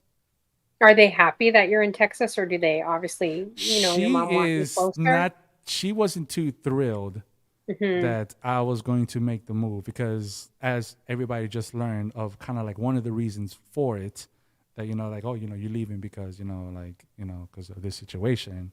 But in all reality, and I was like, well, let's look at the other side. The other side is that there's this opportunity that's happening over there in this city that's pretty much growing at the time, and it's one of the top 3 cities that was growing at the time in like 2016. Austin, Texas. Those 3 places I was going to move to. It was either going to be Colorado, Denver, Wow. Colorado, Hmm. um, Georgia, or um, or Austin, in which obviously this is where I'm at.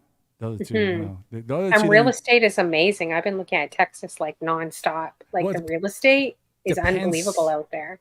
Well, Houston, I think Depends. I was looking, I was like, shoot, man, you could bring in a briefcase of cash. Heck, you could bring your Twitch money and you don't even make anything on Twitch. You could bring your briefcase to Texas and buy something. Well, maybe not from Twitch, but you know what I Well, mean? Like you well, I, could bring in your little briefcase. That's how cheap I couldn't believe how cheap Texas was, San Antonio you as know? well. San Antonio Yeah. as well. Why is it so cheap out there? I'm so shocked.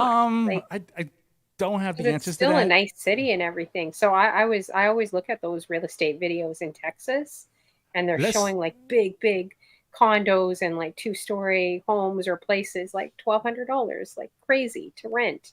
Like that's insane. That's so cheap.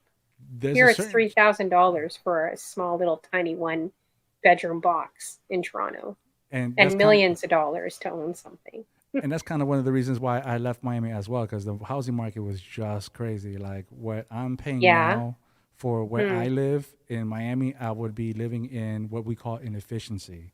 So Hmm. inefficiency is pretty much like let's just say if you had a shack, like maybe a what, maybe like 100 square foot shack, you can convert Hmm. it into like you convert it into like a little living space, and then you can charge like 1300 a month, and people will pay for it because people just want to say that they live in Miami, right?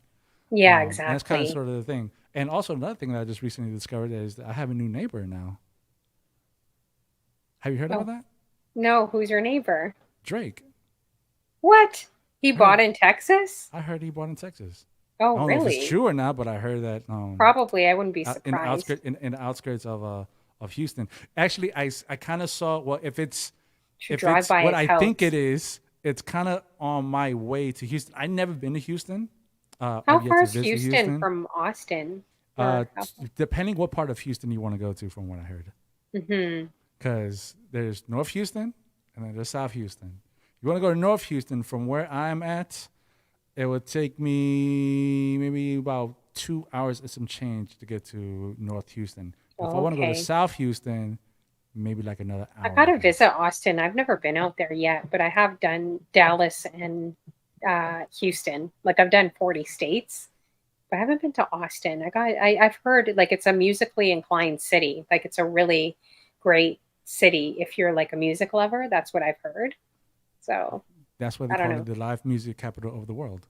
Yeah, exactly. Because pretty That's true. much we have this one street that's called Sixth Street, and Sixth Street. Well, things have changed.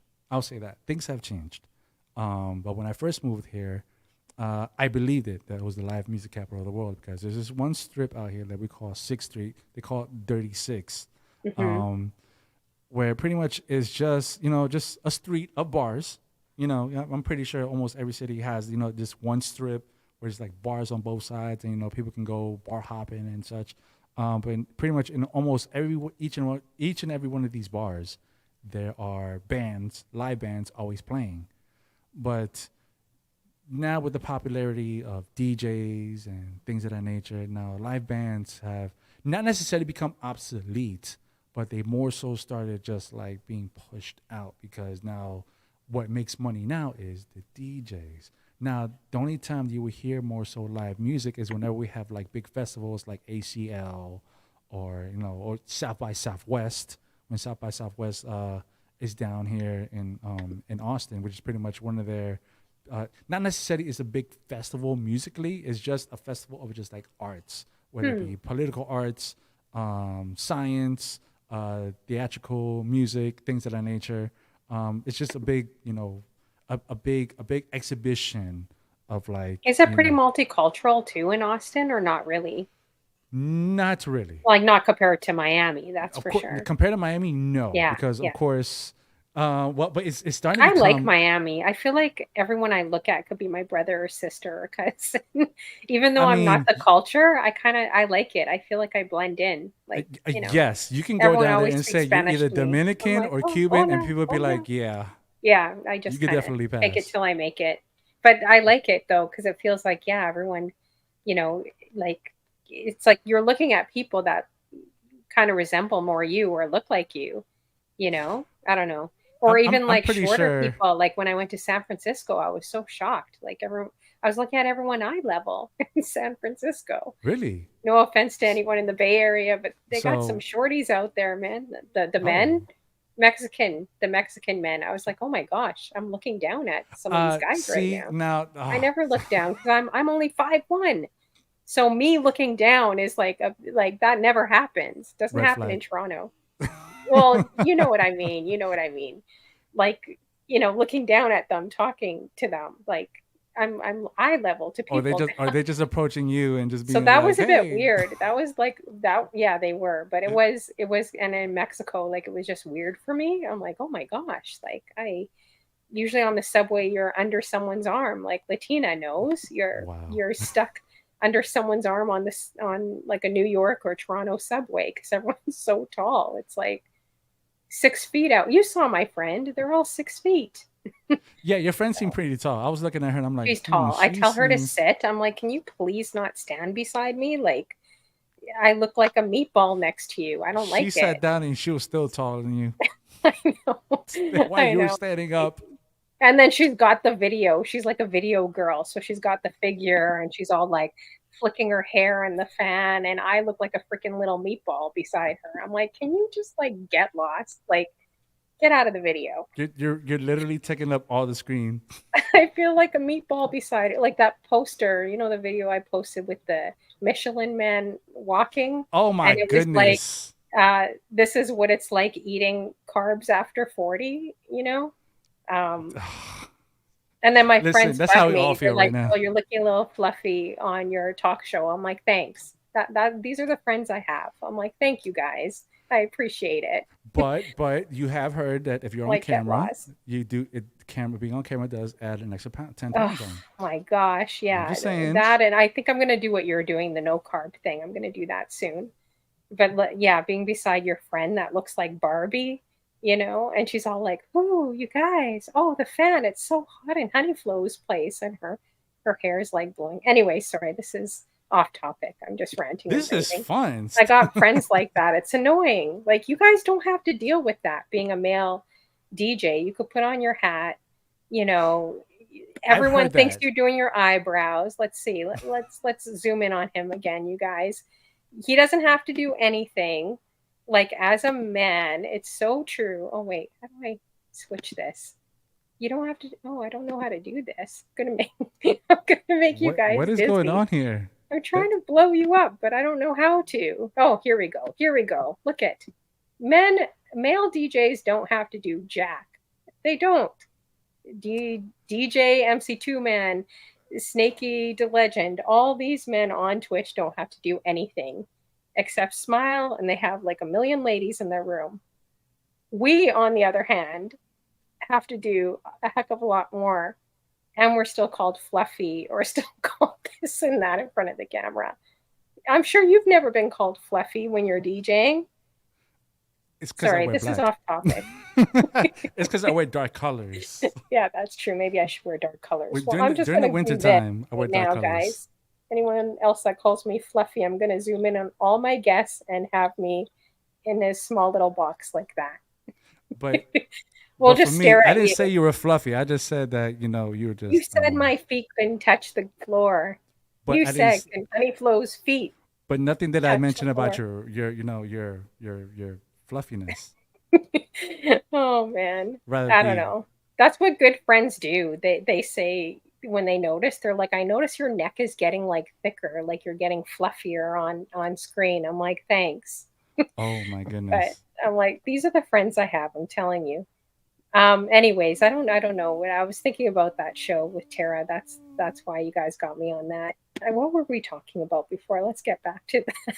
Hey, Snaky, the legend, how you doing? DJ MC2J man. But I do realize that the men don't have to do anything. You guys really don't.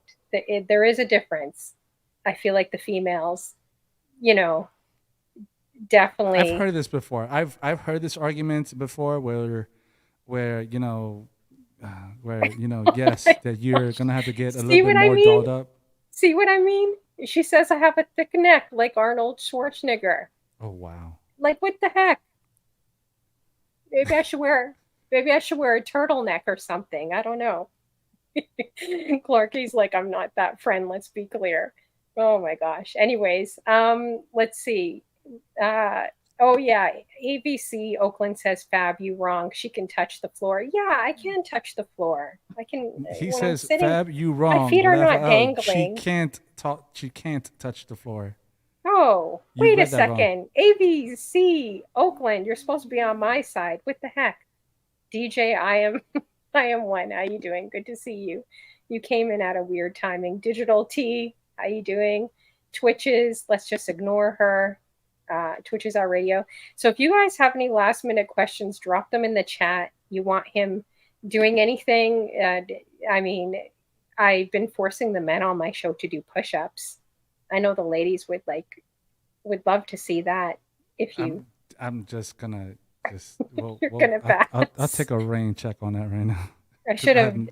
done it less discreet, guys. Now I'm like, do some push-ups. I But already I hit did the. get a bunch of guys doing it on my show, which was a lot of fun. No, okay. Can you Um, call me fluffy? But I'm not fluffy though. no, I don't think he's fluffy at all. Like, you know, it's the no carb. He's doing. How long are you doing the no carb thing for? Well, I kind of stopped 2 days ago. Um, because I did see a significant difference with the whole no carb thing for the 4 or 5 days that I was doing it, and on Hmm. top of that, I was fasting. So Oh, that's that's another good. thing. So that's Fasting yeah, helps. It helps kickstart. fasting works wonders, and I really encourage everybody to.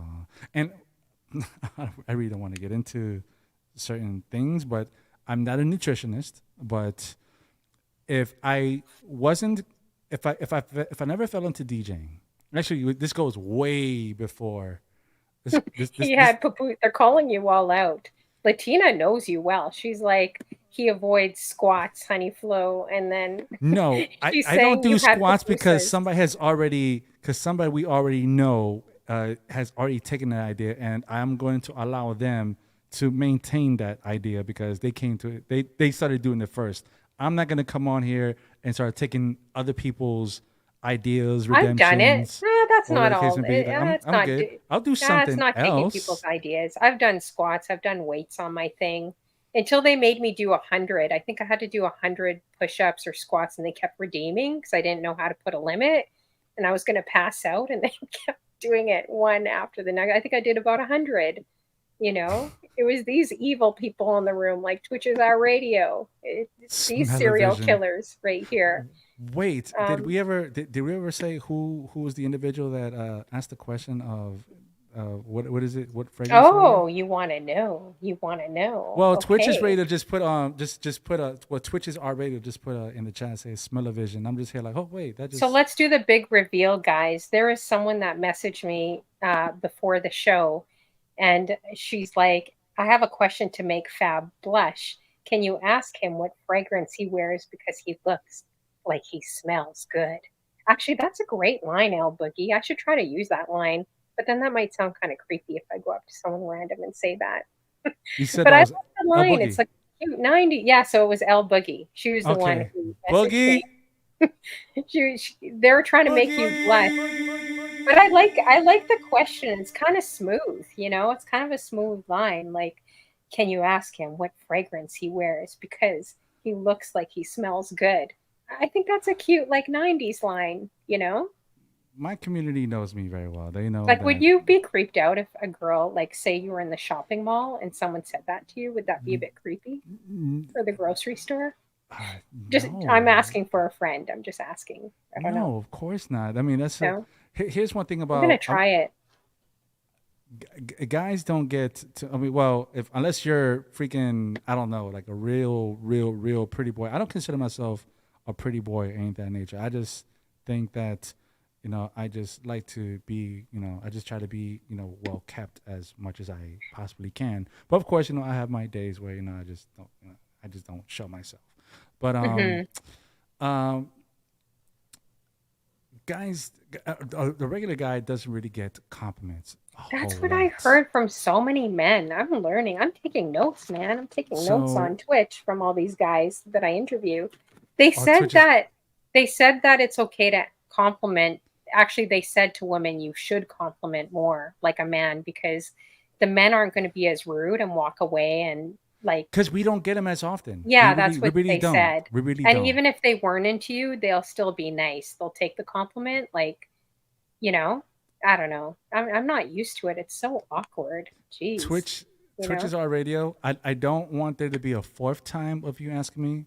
So te lo voy a decir así, que yo estoy aquí, me estoy disfrutando. Aquí estamos aquí ahora Can you mismo. say that Entonces, more deeper, like deeper in a slower voice? estamos hablando, yo y DJ Honeyflow, estamos aquí hablando y conversando con cosas que, cosas que ustedes yo no, nunca lo creí que lo van a saber de mí. So, um, y también mi idioma oficial para mí is Spanglish.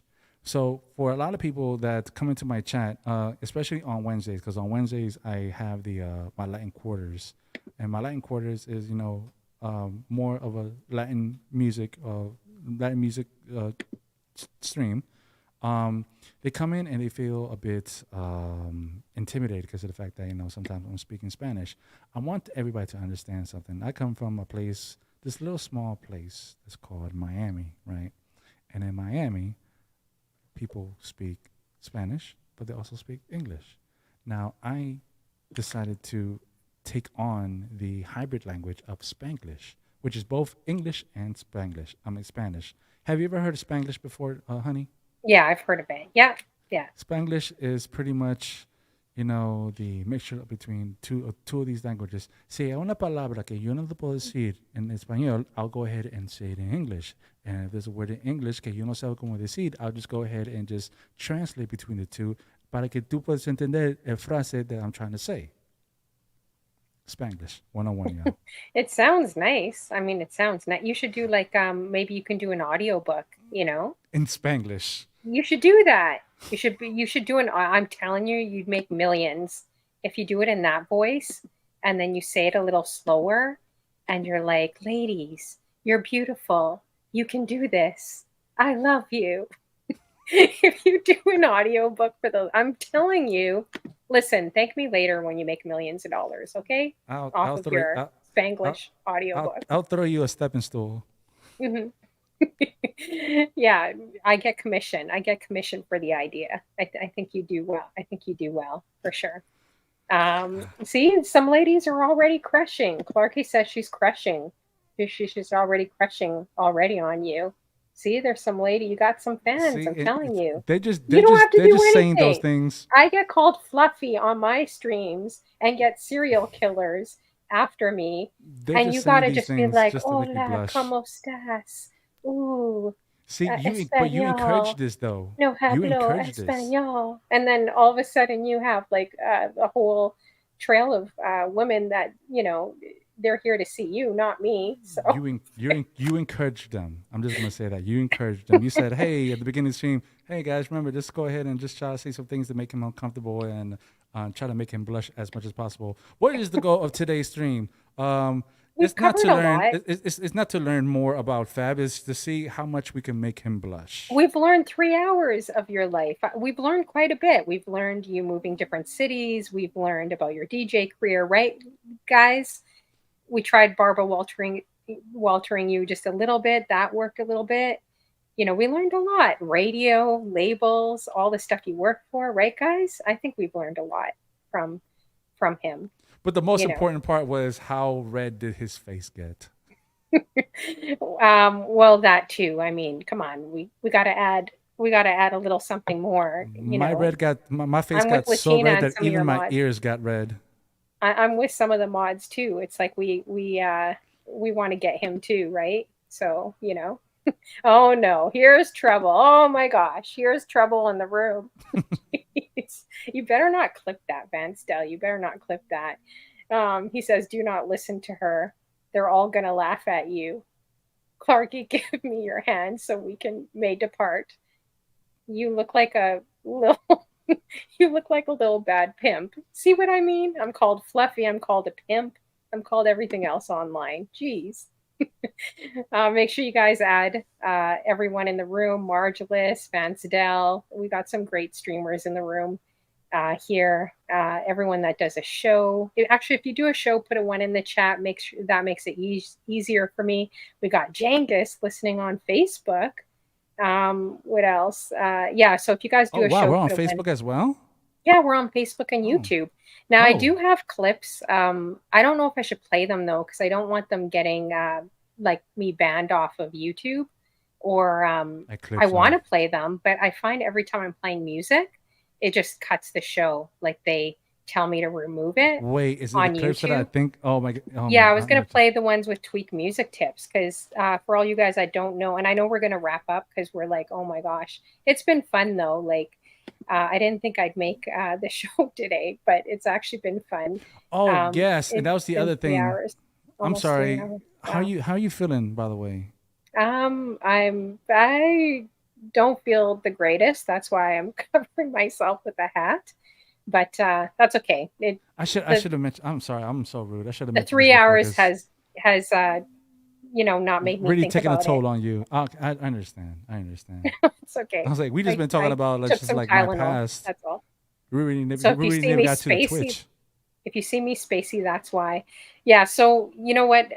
Yeah, we didn't even get to the Twitch yet. So, but there is a lot to cover. You had a lot of great things in your bio and everything. And I was going to mention, so you were a semi-finalist with Tweak Music Tips, doing a DJ genre blend. I do have the videos, guys. I just don't know if I'm going to play them because I've been like not shadow banned, but like on YouTube and Facebook, they've been giving me crazy warnings and not posting the shows. So I'm not sure if I should play any music at this point. Even my little countdown intro is getting tagged again, like which is crazy, right? Um, for that. But so how did that feel too, doing Tweak Music Tips? Like did that take a while to do those DJ blends? So the DJ battles are not my. This wasn't my first rodeo. And that's a Texas saying, by the way. This wasn't my first rodeo. Um, but it was my first DJ battle under this alias. Itsfabforte, and oh my goodness, girls, They're so quiet. They're probably like, hey, can you they just like give tripped us some over food? something. Can you give us attention? It's like as much as I have my studio, my setup as dog proof as possible, they find a way because they're girls and they love to play and girls just want to have fun, right? So they're Every just gonna time be you here. call them girls, do people actually think those are your daughters? Like, It's just a name. Well, it's better than me going Faith, Fiona. Like I don't want to say two names at the same time. I just want just it's say so one funny. thing and they both understand who I'm talking to. And I just say girls, they know exactly. When I say girls, come on, But they they probably both they want to both get know. your attention like all the time, right? Like, Oh I my find little dogs goodness. are like that. They get very jealous. Like, say if you have someone around you, then they always want like your attention. I find that with those little chihuahuas, like those little feisty little dogs. Usually They the deserve smallest people and dogs are the feistiest, I think. they deserve each and every second of my breathing day. They Oh deserve yeah. it. They deserve it. Hmm. Because sometimes that dad just needs to take care of some things. And I'll do whatever it is that you need to do in order to stay entertained. You know, I'll go ahead and throw you a bone, I'll throw you a treat. Go ahead and chew on this and just vibe. Let dad do what you gotta do. And I promise you, after dad is done, we're gonna go ahead and take a nice walk. We're gonna go take a nice walk. We'll go out there until you pretty much pass out. And then I carry you because it's pretty hot outside right now. Believe it or not, hold up. Hey Siri, what's the temperature outside? It is 94 degrees and it's Oh 8:56 gosh. p.m. right What does now. that work out to Celsius? Someone do the calculation, guys. 94 Fahrenheit to Celsius. What is Oh, that's that? right. Stupid I think it's US probably metric 30 system. or 40. Yeah, how are you dealing with the Texas heat is on another level. I don't even know how to describe it. It's Like Texas. Miami's hot too, but Texas. Humid hot. Well, it is humid hot here as well. Hmm. But this has only been happening for the past 5 years. I want to say like 4 or 5 years that the heat has been kind of increasing a bit. I mean, I just become accustomed that knowing that when summertime comes around, the girls are not going outside during the daytime because it's too damn hot. Like uh, you know, the cement and the roadways, the pathways, everything. So unless I got them walking on grass, Is that you why know, we, everyone's walking so slow? I noticed. Like nobody's trying to in the do South, anything. it's like they got like 90 seconds on the clock just to cross a little street. You come to Toronto, you're going to get clipped. You only get 25 seconds to walk across that street, and you better be walking Well, fast. well, I don't And live I in the noticed when I city. went to Texas, everyone's just like all chill and sauntering by. Even the Yes, animals out there. I'm like, I what is mean, happening? Is it the heat? Like, it's a mixture of things. One, the culture in Texas, of course, is Texas. It's very it's a laid South. back. Yeah, It's which the I South. like. I It's do very like. laid back. Like people are here, they're not in a rush to do Yeah, things. You they're know what's not in a funny? rush at all. My first They're my like, first time come on. my first time ever going to a bar or a club here in Austin. What was more so of a bar? I remember I got dressed up like the way I would when I usually would go to like a Miami club. Like, I was decked out, I was wearing, my nice stuff. And then I go to this bar. Well, I go to a few bars and everybody's just there, just wearing shorts, cowboy boots. Okay, no, Oh yeah, I could see that. I'm gonna take out the cowboy boots because Oh that yeah, sounds the very Texas slots. cliche. Ew. But just like everybody was just dressed very casual, very laid back. There is no dress code. There's none of that. Like people don't really get into that Dress up. whole, that whole And dress you're up because walking in there wearing like all white and like your like fedora or something on. no, I was mainly That's a wearing like total a Miami. Would you I ever was wear all white? That's so nice. In only if it Miami, the was men will like wear a all white. comfortable hoodie Oh, and some shorts and maybe some like Air Force Ones or something like that. Miami, they wear really nice bright colors, nice shoes. Yeah. Uh, I might have a pair of Ferragamos. Oh, okay. Yeah, so you really don't look like you're from there. And then everyone probably talks to you. Like everyone's probably very friendly, I'm right, pretty sure in everybody was Texas? looking at me that night and just like, look at this. Yeah, he's definitely from out of town because we're not getting dressed up like this. Like we're at a bar. We're at a bar, son. Like Yeah, that's true. you're a little bit too overdressed for what's going on, and and I mean, it just Well, became what just about the Spanish clubs? Have you checked out any of those in Texas? well now It's they're probably got a high population out there too. well now they're growing. Now Hmm. Spanish clubs here in Austin have grown a whole lot more. Um, because before there weren't too many. There are clubs, there are bars. Actually, let me say that. Let me rephrase this. There is a club when I first moved here, a club, if you know what I'm Hmm. saying, and then the rest were pretty much bars. So there's kind of like no reason to like really get dressed. But Spanish venues, the majority of the Spanish venues, or Latin venues, I'm gonna say, were all pretty much um, regional based, Mexican regional based, meaning that if you're Mexican, that there's certain genres of music that you listen to, norteño, quebradita, cumbia, things of that nature. The type of Spanish music that I'm accustomed to, which is what I play on my Latin Quarter show, is a bit more different from, the typical Latin streams that you would hear from people that are like on, those sort of demographics. I play Hmm. more like tropical Latin. I play more like salsa, merengue, Nice. bachata, some Reggae. cumbia, reggaeton, Mhm. things of like the Caribe flavor, right? Not more so of, the Mexican regional era demographic and such. So that's pretty much the Latin clubs that are here at the time. But now it's grown to the extent where we have more of a plethora of Latin demographics here. It's funny. When I first moved down here, I said to myself, I'm gonna go ahead and get acquainted with my Mexican brethren. I mean, it's Texas. I mean, Mhm. Tex-Mex. Of course, you have that.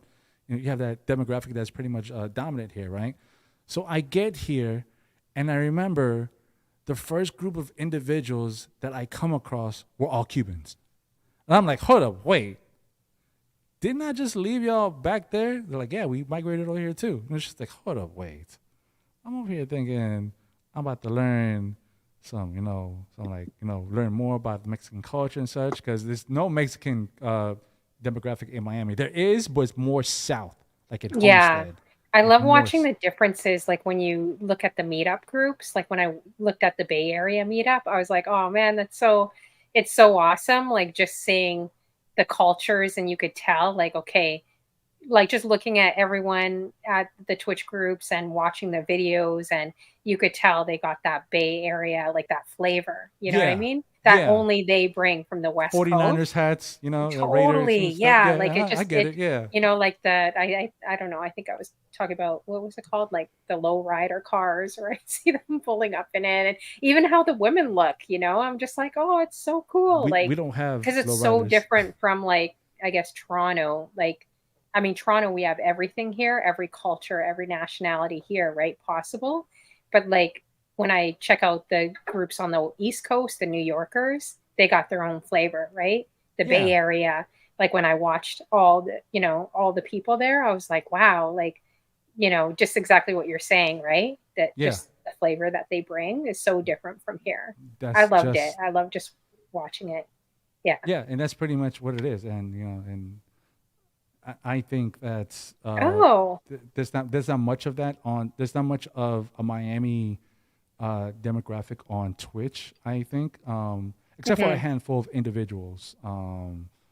Shout out to my homie Bounce DJ. Like I think he's like one of the BB only Joy's from Miami. BB Joy. Funny story about BB Joy. BB Joy are actually from the same hood in Miami. Really? We I had our love how her conversations. hair's like always blowing in the fan, like in the wind. The same with That's my because my she's had friend there. that's why because She's she has got that great good long hair. hair. Yeah, She has she that does. She has good the hair. great long hair, and it's just like always flowing. And she's like, "Hey guys," she brings a Miami vibe. I like it. Oh, LaShawn asked, "How much fun do you have dressing up for the suit and tie and gray sweatpant Ray trains?" I wonder. I think I do have. I don't know if I thought I had it or downloaded it. I wonder if I could play that one without getting banned. I don't know. I'd I have to don't. play a short clip of it. I think you probably can. But to answer the question, I have fun. I have fun doing uh, different concept shows. The majority of the time when I do these things, I mainly don't do them for myself. I mainly do it for my community. If there's one thing that I love to bring to my community is different content because like look at the content that I bring. I just bring music and Sesame Street T-shirts and a Bra Boss T-shirt. Hmm. And I mean, as much as that may be entertaining to them, I always feel like I can bring them more. But sometimes I have to outsource that, right? I try to push myself creatively on Twitch with content and things of that nature. But sometimes I hit a limit because one, I got so many other things I got going on. I'm a one man operation. I mean, I'm very thankful for my mods that have the ability to hold down the chat and be very welcoming and have that sort of hospitality to greet people who come through my channel. But on the technical side of it and the production and everything, that's all me, and it's a bit tedious, very tedious at that. Is this why you're working out and doing the no carb plan for the next gray sweatpant Ray train? I'm Not just asking for necessarily. a Well, I friend. haven't been I'm just approached. Well, curious. I don't know what's going on with that. I haven't been approached by that. I haven't been approached by them with that for a while now, and I don't know. I'm not saying Were you because surprised how popular it was? I think that one got really. That's how I think I first noticed you, but I think I might Oh, have been really? just Because of the gray lurking. sweatpants? Huh? Well, not because of that. I Huh? mean, it was just, no, not because of that. I mean, I wasn't on his show. I was just kind of lurking or, oh, what's this all about? Huh? Who's Since this? This people is don't guy. realize, Gray I sweatpants. used to be known as the gray sweatpant girl on Twitch, when I did that Amani's dating show, like when we first started Twitch, because He the had a guy was wait. He like, had a dating show. yeah, so the guy was like, "What do you think of gray sweatpants?" And I knew. I wasn't stupid. Everyone thought I didn't know, but none of the women on the panel, surprisingly, because they're way more spicier than I am, they all knew. They didn't know. Even the dating coach didn't know, which I was quite shocked. So for me, I tried avoiding his question, and because I wasn't really like spicy like that, like online. If you get to know me, I'm not Mrs. Spice here I on don't know. they are online. I'm not. And so I tried dodging the question and I said, well, if you pair them up with Timberlands, or I said Tim boots and like fitted white tank top, then it's perfect. The gray Thugs. pants. Yeah. So then I was known as the gray sweatpant girl because they didn't think I knew what that was. And Huh? then they're like, she likes naughty by nature guys, which is definitely not my type whatsoever. Hmm. So they all thought I like Tretch. So everywhere I went, they'd be throwing up. And they're like, Honey Flo, it's not Tim's, it's Timberlands. They'd be throwing up Timberland boots for me everywhere. Was anyone ever on that show 4 years ago, that dating show? Let me know. And I want to crawl in a hole because I don't know. Yeah, I was not interested whatsoever. And that guy was interested in men and women, and I'm not interested in finding someone that's open like that. So when he said that, I'm like, nah, I'm good. I want to get off this show. So that's kind of how I felt. But let me know if any of you guys watched that show 4 years ago, Amani's dating show. It was fun. It was a great show. But anyways, yeah. So going back to the gray sweatpants, let's play. I think I have your clip before we leave. Um, you know, I know we could keep going on, but before we leave, let's play this clip for you ladies. And hopefully I don't get tagged. The gray sweatpant clip. How do I do this? Okay, I think it's this. Do you feel like a little uncomfortable? Like you're just like, these women are really treating me like a slab of meat. Like how did you feel? Or were you just like, oh, this is great. I like it. I get caught up in. Like, how did you feel? Were you surprised by the reaction? I saw some of the women's comments in the chat. They're coming for you, man. You go from like a nerdy guy, you said, kind of quieter guy to, really Mr. Gray Sweatpants. I don't know. What do you guys think, ladies? What do you think? All the men are leaving. They're running. DJ Scribbles is running out. He's like, this is getting weird. Hey, I'm just providing evidence for you guys. I'm only providing videos for you guys because this is what you wanted. It's not me. It's really you guys. It's all you guys in the chat.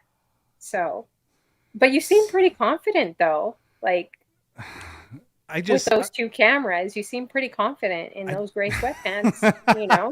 You seem pretty confident in that like tighty-whitey like the white what was it or that top you were wearing, fitted top. Let's see what had happened was they give me an assignment, the content creators, right? They say, all right guys, so we're gonna be doing this, so do what you gotta do. They pretty much know exactly what they're doing whenever they come up with these concepts. Just like the same way with the suit and tie one, right? Because it's, of course, and they know why they come up with these concepts because it's going to attract, people. I myself, I like to dress up, and I like to, I'm not saying like if there was a raid train of everybody dress up in your favorite Sesame Street character, I'm not gonna be like, okay, well, I'm gonna dress up as Cookie Monster and come out here like me, like Cookie. Like, no, like maybe, but I'm gonna do it in my own sort of just like in my own within my own characteristics, my own range, because I know that I know how I give myself off, right? I'm not my community knows that I'm not vulgar. I don't tend to, talk sexually and be sexualized. So it's like whenever I get these opportunities to, go along with what the concept of the raid train is, I'm gonna have fun with it. Yeah, I know because sure. I know exactly what's going on. But do I do that all the time on my stream? Absolutely. But were not. you surprised? Were you kind of like, oh man, like these women are coming after me? I really was a bit. Or surprised of it with the reaction where you're like, oh wow, I didn't really realize I was like Rico Suave. Like I didn't realize that. Like, do you think that? I was more surprised of like seeing reaction from people that I don't really see as often, right? But like whenever it's my community, like I said earlier, when you asked me, oh, do you know who you think the comment was made from? I'm like, okay, well, I know a few individuals off rip that I would expect a certain comment to be made from, and I can already base it off. Okay, so it's probably her, him, or whatever the case may be. That I know these individuals are to make these certain comments because they come into the chat and they kind of do this very so often. Not that I provoke or anything of that nature, because once again, I don't promote my own sexuality or whatever the case may be on my channel or vulgarity. But if I'm placed in a platform or I'm placed in something of this sort of nature where that is the nature of the Ray Train, then I'm gonna go ahead and indulge in it. Hmm. But yes, whenever I get certain reactions from people that are out of the norm, I would be a bit. I would be like, oh shit! Like I wasn't expecting, you know, Clarky to be, the way she is, and you know, and everybody else to react in that sort of manner because I don't know you. So Hmm. to hear that from somebody who I don't know is just like, okay, like, oh, so I guess, you know, LaShawn's like me all the time. I'm just looking at some of these comments here, you guys. Latina oh, a says little. she likes the suit and tie. You clean up very well. Um, oh, DJ Scribble says Fab was smooth like a baby's backside. You see, you're even getting, compliments from the men too, right? Well, I believe that's more of a gentleman's compliment because I believe Yeah, gentlemen of course. are always allowed to compliment one another. I compliment guys all the time because once again, guys don't know how to take compliments very well. But if a guy were to hear a compliment from another guy, they're gonna be like, okay, this dude is really, looking out. But like, yo, fam, yo, you know what, that suit looks good on you, fam. Yo, I Give me some appreciate it. compliments to say after the show. I need some work in this area. I'm gonna write them down and start using them around Compliments like Toronto. towards men, Yeah, I something that gotta when figure out. it can always be something small and something that they would never expect to Like, hear. oh, you have nice shoes. Like, it's so awkward. If you know your shoes, then I mean, if you were to come across and like somebody wearing some I feel like Jordans, if you say to someone, "Oh, you have a nice smile," or "You're like handsome," like that's very, very aggressive. I don't know. Out here, no, I feel like that is. no, I understand something. Like I said that to that cop, and then I like ran back like a dork to my DJing Well, booth that's at because Sephora. And I'm you're like, oh acting my like a gosh, this is so awkward. dork. Well, what else am I Respectfully, supposed to say? It's like you already compliment someone. You think that they would take more of the initiative, but then they don't, right? I think it's the So, way you deliver it, right? If you were oh, to approach I somebody and feel just be like like, that's "Hey," aggressive a well, bit. no, it's aggressive if you come off as aggressive. Like if you were to come And no up one wants to be rejected. That and doesn't feel just good. like if you were to come on and be like, yeah, you have a very nice smile, like like what's your name? Or you actually, or it seems like genuine. You approach someone and be like, hey, I But you know noticed what you from guys have afar. You have a very nice smile. I just Yeah, and I want me to notice just tell you guys that. say even if you compliment them, they don't get it that you actually want to talk to them. They just view it as a compliment and that's it, right? Or And I didn't know sometimes, that. That's interesting. they could be taken, they could be taken back from your beauty. They're like, oh wow, look, I actually had like this really pretty girl that just approached me and said, I have a nice smile. Like, hold up, wait, like damn, like, you sure you talking to me? Like, are you telling me I got a nice smile? Oh shit! Like sometimes we won't even believe it, right? Hmm, that's It's like interesting. sometimes people like sometimes you will get that sort of reaction from you. Like whenever I get a compliment, like once again, like of course my community, whenever they compliment me, I kind of expect it now and just like, okay, yeah, I know what they mean. Still makes me blush because I know it takes a little bit of courage, to compliment somebody, but also at the same time, when you hear from somebody you least expect it from, that's the surprise in itself, Yeah, because that's true. that's Yeah. what it is with all across the board is when you want a message delivered. Um, Sometimes you need to hear from the people you least expect to hear it from. Hmm. Yeah, that's true. No, that makes sense. That makes You guys are making me learn today too. How you doing, DJ Prodigy? Make sure everyone in the room adds him. For the one person that doesn't know Prodigy, Mr. Celebrity on Twitch, make sure you're adding him. Add Itsfabforte. It's been really great just, sitting down with you and getting to know you a little bit better and learning your experience too. I know That's my we got to, dude. yeah, we definitely got to wrap up. Oh, shoot, Margulis. Oh my gosh, 25 minutes ago she gave me 300 bits. Sorry, I missed that, girl. Thank you for the bits. Shout out to Yeah, homie DJ appreciate that, Prodigy. Margulis. Thanks for the bits and this Twitch witch slaps for the 305 bits. You know, too. So before we wrap up, I'm just going to ask as well, just with your Twitch show, if you could, kind of let people know about it, what you do, when you're on, so they can like definitely catch you, and make sure everyone adds him in the room, you guys. It's Fab Forte. I know he's trying to grow, and it takes a lot to continue and try to grow and trying to move forward as well. So make sure you guys add him. If you catch the replay, add him on his socials. here on Twitch and Instagram, and he's everywhere, YouTube, and they put up a bunch of links here too. So make sure you guys are adding him. But yeah, why don't you just kind of explain your shows and you know what you do and what you kind of see for the future of your shows too. So, long story short, I've been streaming on Twitch since 2021, but I've actually had my Twitch account since 2018. But it's been active from 2018 to 2021 because I really didn't understand Twitch at the time.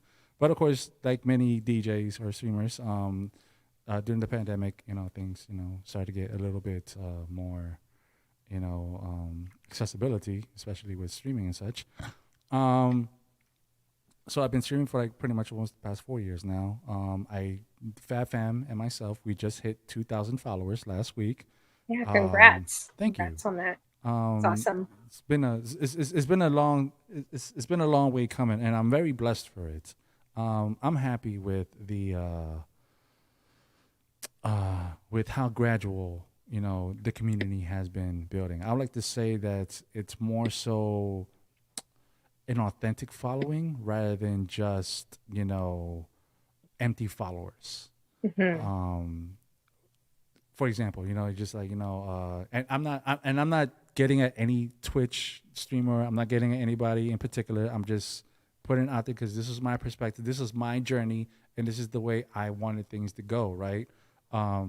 So I don't enforce people to follow me. Just because you're being told like follow me. Yeah, some can get very aggressive. The No. follow for follow thing. I'm like, I didn't do that. Like followers only chat and things like that. I never implemented none of that stuff. Subscribers chat only. Like, listen, this is something that I completely do on my own time, and I am more than happy to dedicate my own free time to go ahead and kick it with my community. And also at the same time, I'm doing something else with my DJing, right? So it's been gradual. But now that we're entering this new era where we have now implemented the whole Twitch DJ program, I'm taking a different approach to this compared to what other streamers and other DJs are taking it as. Because I'm pretty sure you heard I'm pretty sure you heard the opinions of like what everybody thinks of how the whole Twitch DJ program is going to affect how they think it's going to affect them and things of that nature. For me is just a new beginning. My history of streaming has been since Ustream, like back in 2011. I don't know if anybody remember Ustream, like since 2011. I remember I started first live streaming on Ustream in 2011, just for shits and giggles, just to be like, you know what? Because one of my biggest goals that I had was, which I attained, obviously we discussed it, was to be on radio. Like I always wanted like my own airway. I always wanted my own like avenue of like where people can really listen to like what it is that I'm about, what I'm spinning, what I'm about overall. And Twitch was that avenue, and it still is. But I'm not here to make things, more so about me anymore. I'm here more so to make things, just give the people an outlet where they can go ahead and, like Cheers, like sometimes you wanna go to some place, want to go where everybody knows your name, and dun, dun, dun. Anyways, so that's pretty much where I'm at now. But the new beginning of Twitch, the Twitch DJ program is just, I stream to better myself as a DJ, because I'm always pushing myself creatively, and I always try to bring different content, which is why I love being a part of, Hippame, the suit and tie, and and all these other raid chains and all these other projects that are going around. They're fun. They are fun because they give me the ability to tap in to not only different genres, but to different communities where people can go ahead and get to know me a little bit better, or just have an idea of who I am. Mhm. And and I get to bring more content to Fab Fam. They enjoy it, and that's pretty much what it is.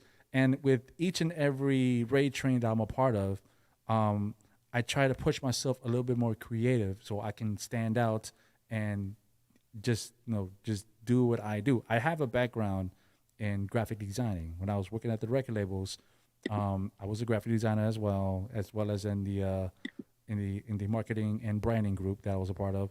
I was pretty much a graphic designer, web designer, and all this other stuff. So now I kind of have like this one little outlet, kind of like MySpace. Remember MySpace where you had to learn HTML code in order to fix up your site and all that stuff? You remember that? Totally remember MySpace. So that's kind of Who's the guy? Is it Craig? Oh, who's that Tom. guy? Tom. Oh yeah, Tom from MySpace. I wonder Tom if from that Tom MySpace. guy was really real. Was he really real or was he a He bot? he was real. Was he? Like Yes. how he looked that way and everything?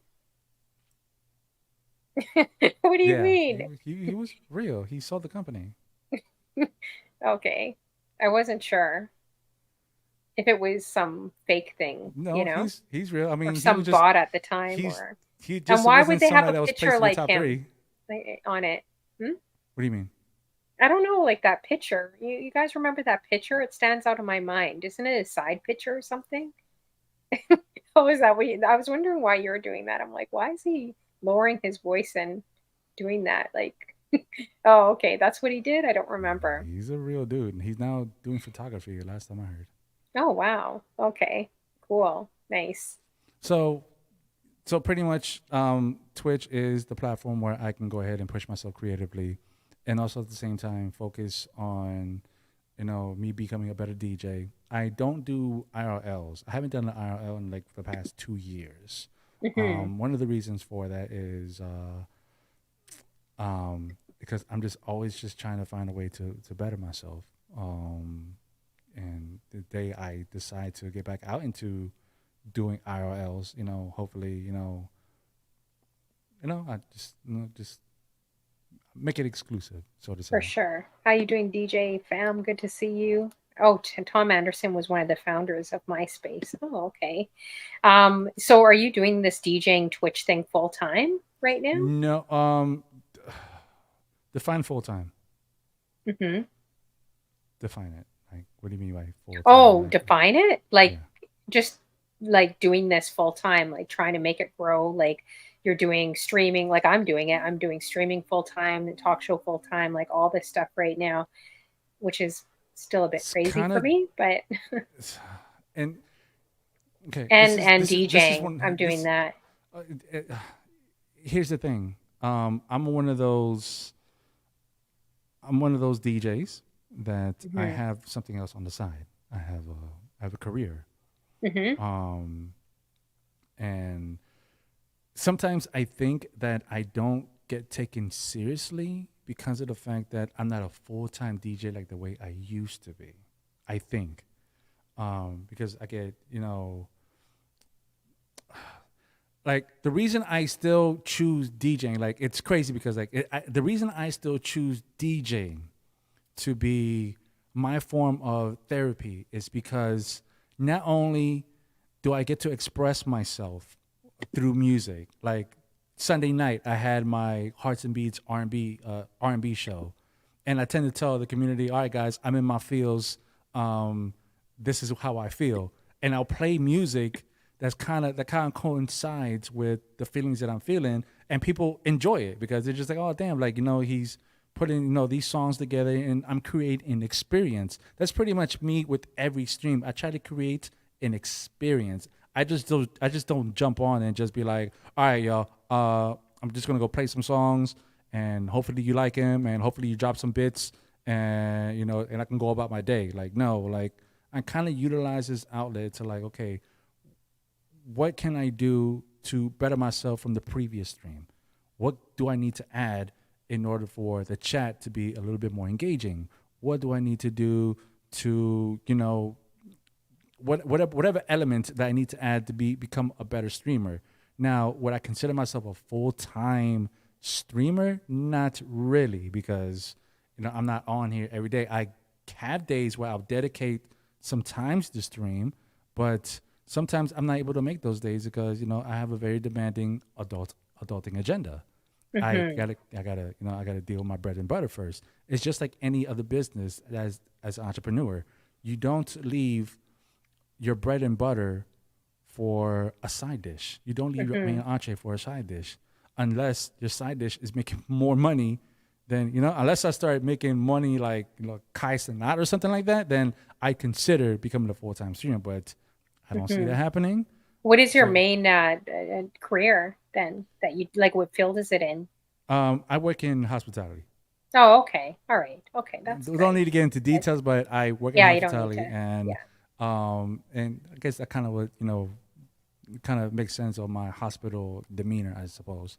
Hmm. Um, so having a career and then doing this on the side, but my field in the industry is a little bit more demanding than what you would think it is, because I necessarily don't have a set schedule.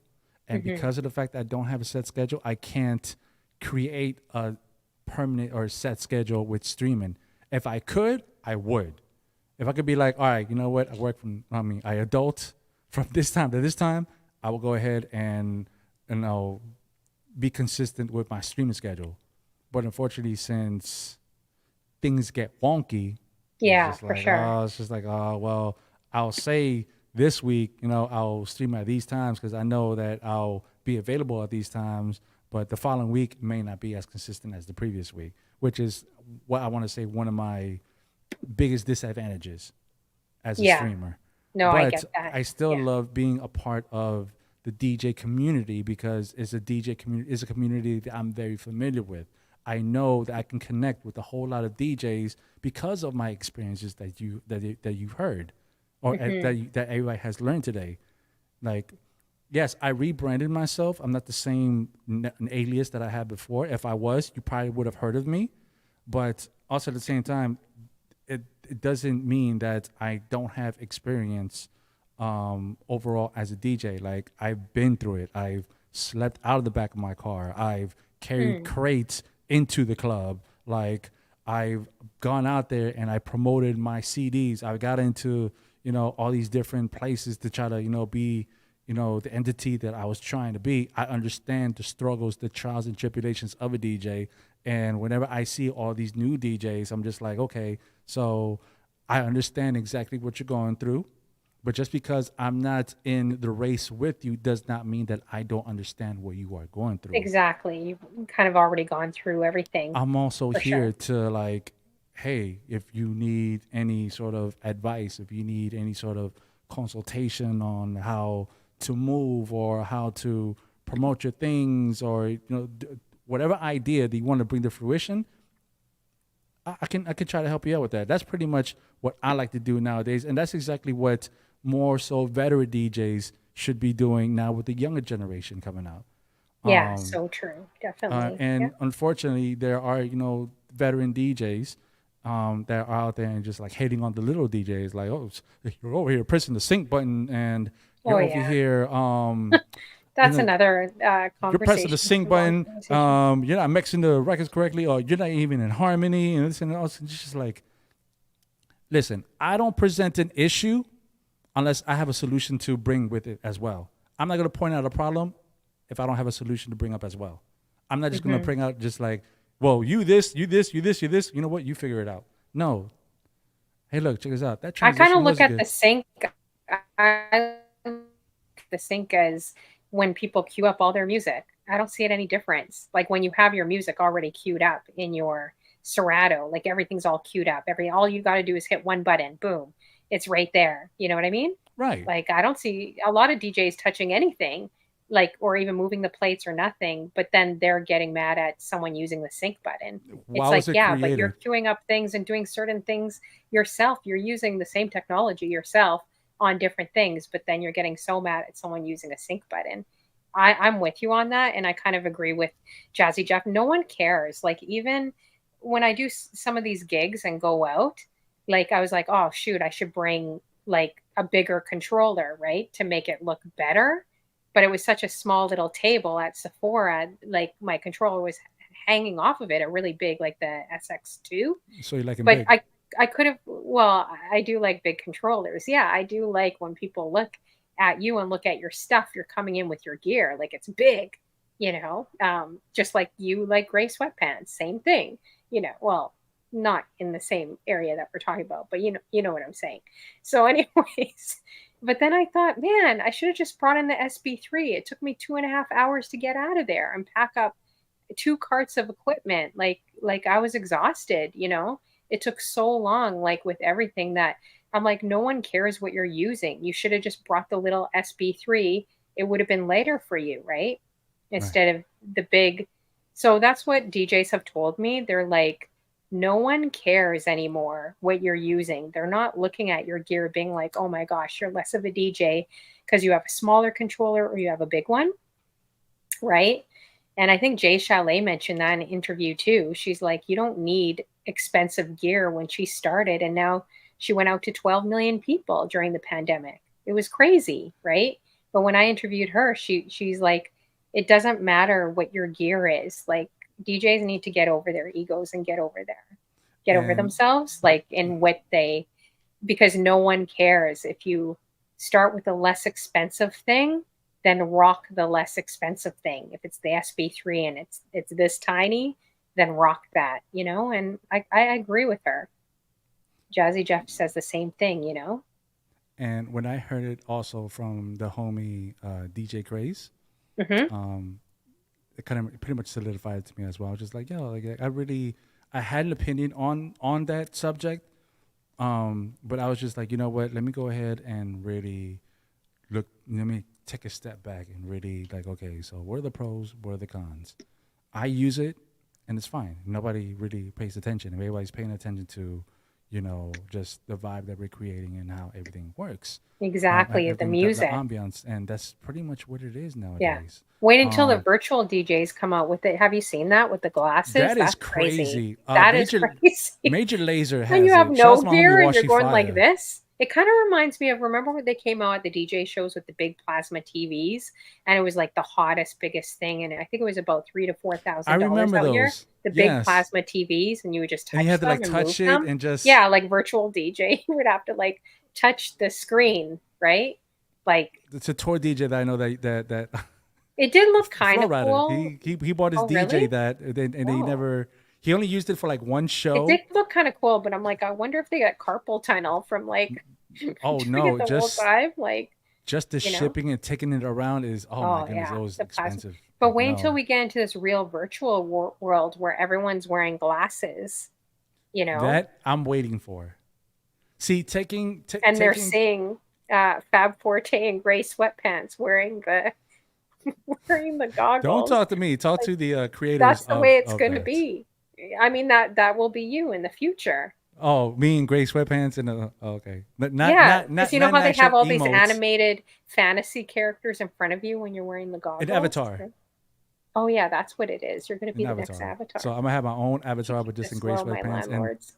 and Tim's, not Timberlands, Tim's. Yes, and a white fitted tank top. That would be I don't perfect. wear You should. tank tops. I You'll be don't the wear. next avatar. Well, you will now that you're doing the no carb thing and pushing weight. You probably can do tank I'm, tops very easily for I like yourself. my shirts snug. I don't really do the tank top. The only time I do a tank top is when Diva invites me for the tank tops and tacos and tank tops Ray Train. Oh, okay. When they do, I want to see that too. I'm going to lurk on And that even one. then, it's a bit more like, damn, I got to get onto the sun and just make sure that I don't have any farmers tans and things of that nature. You don't like rent a tanning bed or anything before you do the No, I raids, do don't. you? You're not one of No, those no. guys where you're like, There's oh, enough sun out they here put right like now. lotion on you, like DJ No, Fresh. He was doing that on my show. no. Actually, when I go to the gym, there's like an outdoor area where you get to work out, and I just take my shirt off and I just work out with my shirt off there. But I'm by Oh, myself. I'm not around anybody. I make sure nobody sees me when in that area because I don't want anybody Misha coming Lee up. Cake says he likes medium t-shirts. They look kind of small to me in the last These video we are saw. It these looked are like an slim extra fits. small. It looked like an extra small kids top, you were wearing. I could see your ribs like through that top, you know? Like it was like fitted. Like it looked like you put water on your shirt, where you can see. Like I could see the lines and everything, guys. Oh my gosh, LaShawn's like, I can They tend volunteer to to make a lotion lot of you up. jokes with my it's quote unquote medium shirts. They're large. They're just slim fit.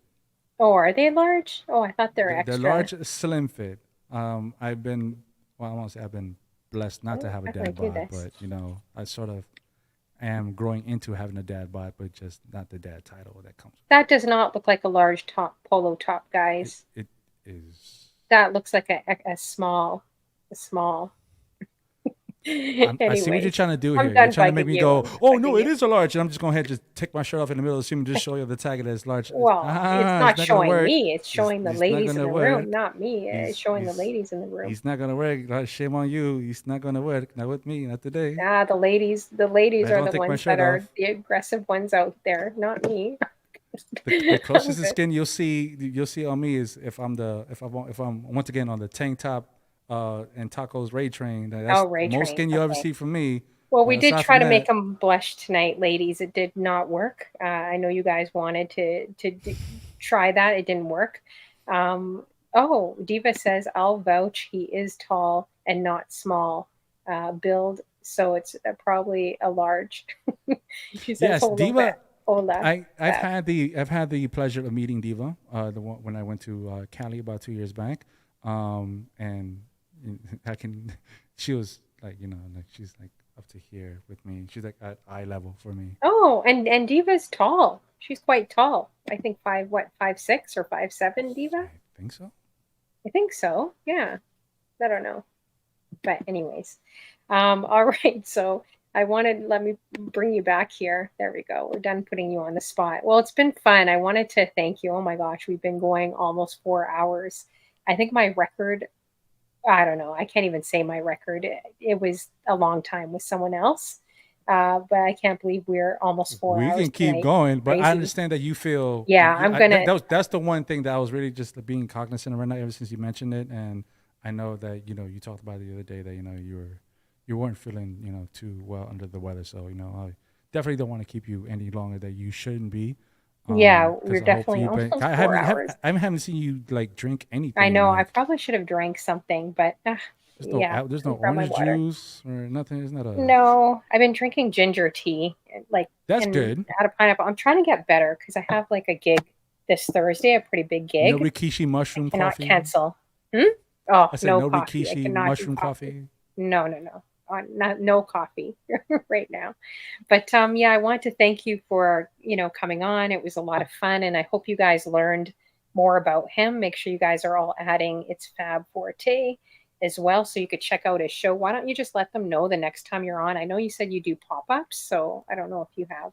I Okay, thought I saw a so schedule this week that you in have. continuation to the script that I was saying earlier about my whole Twitch thing. So straight to the point. Catch me. Well, my idea right now is Monday, Wednesdays, and Fridays at 11 p.m. Eastern time because that's the only window that I see that I can try to maintain some sort of consistency. But if you do follow me, I do recommend you turn on your notifications so you will know when I stream. But also, make sure you follow me on my social media platforms, whatever platform it may be, TikTok, Facebook, Mi Gente, Black Planet, MySpace, IG. I don't do Facebook. Facebook I don't do. It's Fab Forte. I just try to keep everything simple and all across the board. It's Fab Forte. That's pretty much it is.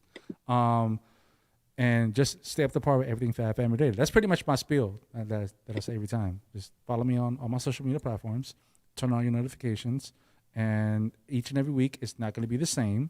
So please, if you want to stay up to par, follow me, and I will try to keep you updated as much as possible. I try to maintain a sort of consistency on my Discord.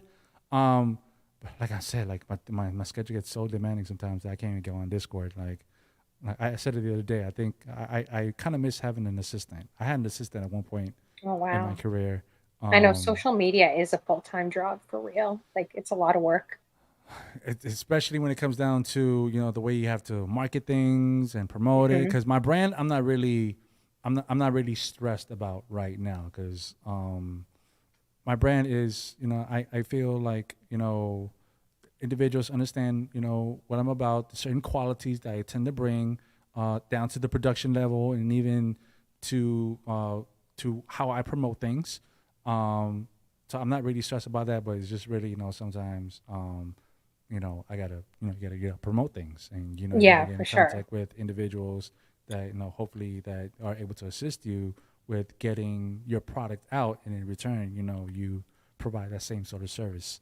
But to answer your question, tomorrow, I just picked this up. So tomorrow I'm going to be part of the Plur Raid Train, Peace, Love, Unity, and Respect Raid Train. That's, I believe my slot is at 5 p.m. I just got that today. And then at night, tomorrow, since it is Wednesday, at 11 p.m. Eastern Time, I have my Latin Quarter show. So if you're looking to get your Latin fix on, I suggest you come on through and you come party with me. If you want to learn a little something, I show you a little something. We listen to, un poquito de reggaetón, de salsita, de bachata, lo que sea, porque la cosa va a estar candela. And then on Friday, I have I have a rebranded show. It used to be called Fab Fridays, but now it is called The Opening Set.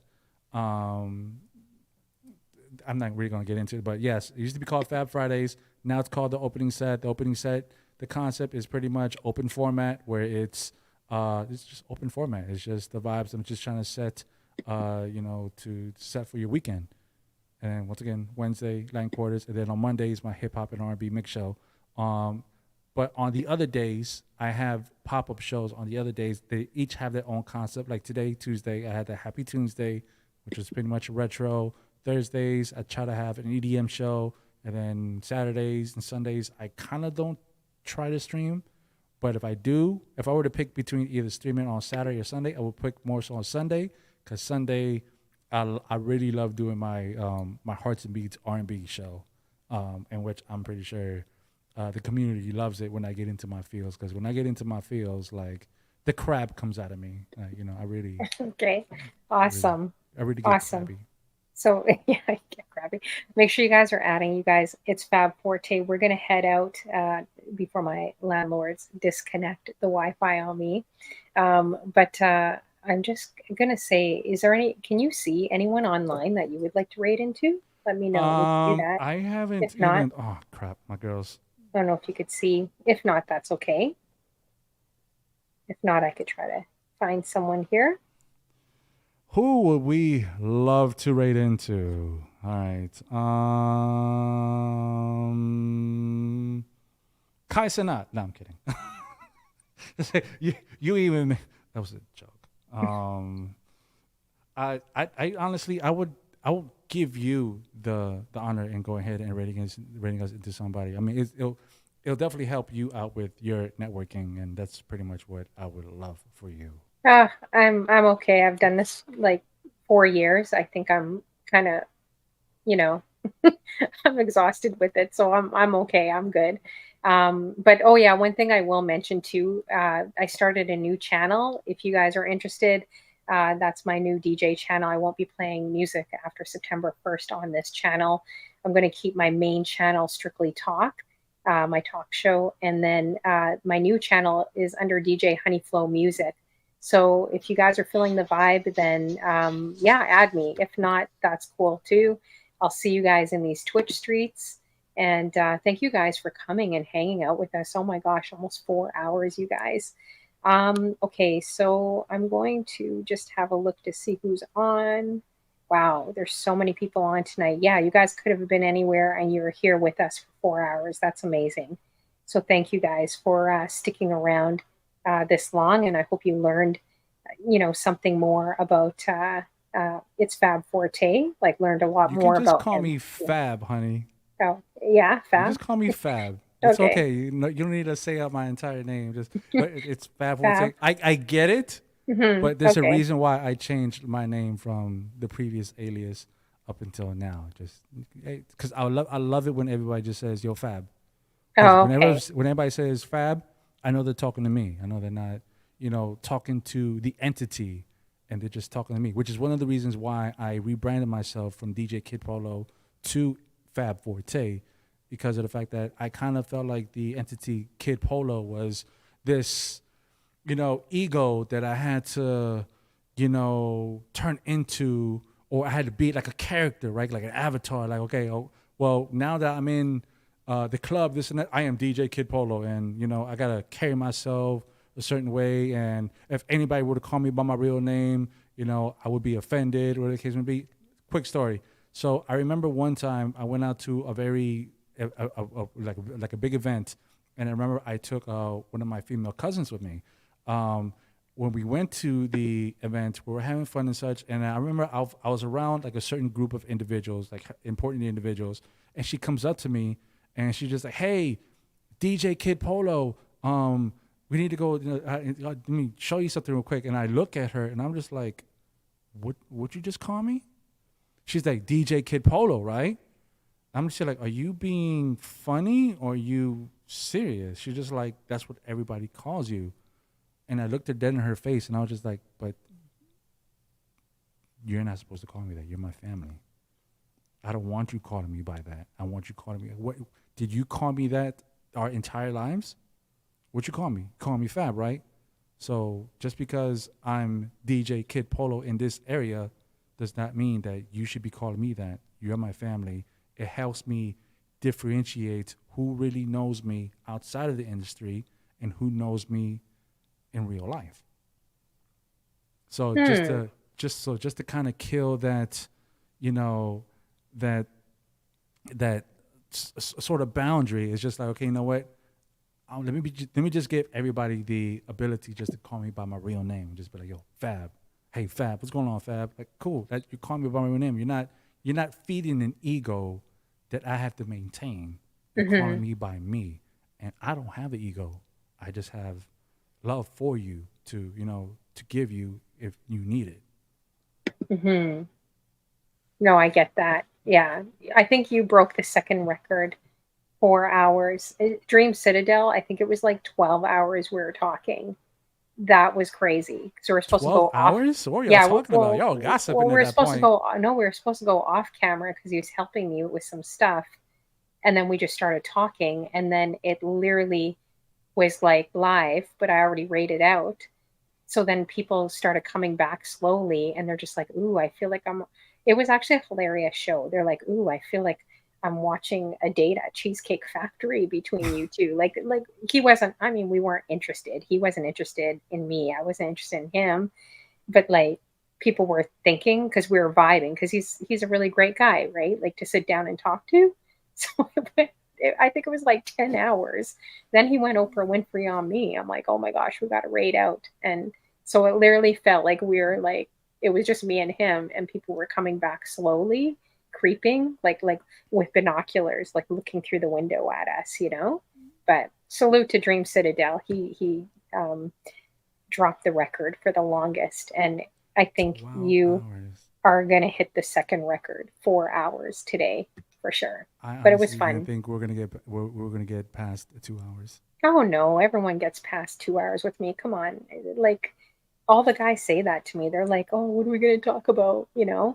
Um, even the women too here. They're like, "What are we going to talk about, Honeyfield, for 2 hours?" I'm like, don't worry. Shoot, child, I'll have you talking, Well, you sure for a had me while. talking. You brought Yeah, and I don't even the feel well ambivert today. out of me. I feel very sedated right now. So it's Yeah, and that's amazing. the other part. Yeah, let's get you off. Let's But who are we let's go running to into? yeah, we're gonna go to Ms. Riz, you guys. She's gonna be on my talk show next week. So come check her out. We got Ms. Riz, we got Mr. Crate Digger, we got Wadi Killa. I think he just came in the room. He's gonna be on my show, DJ Neek 10. We got Odell.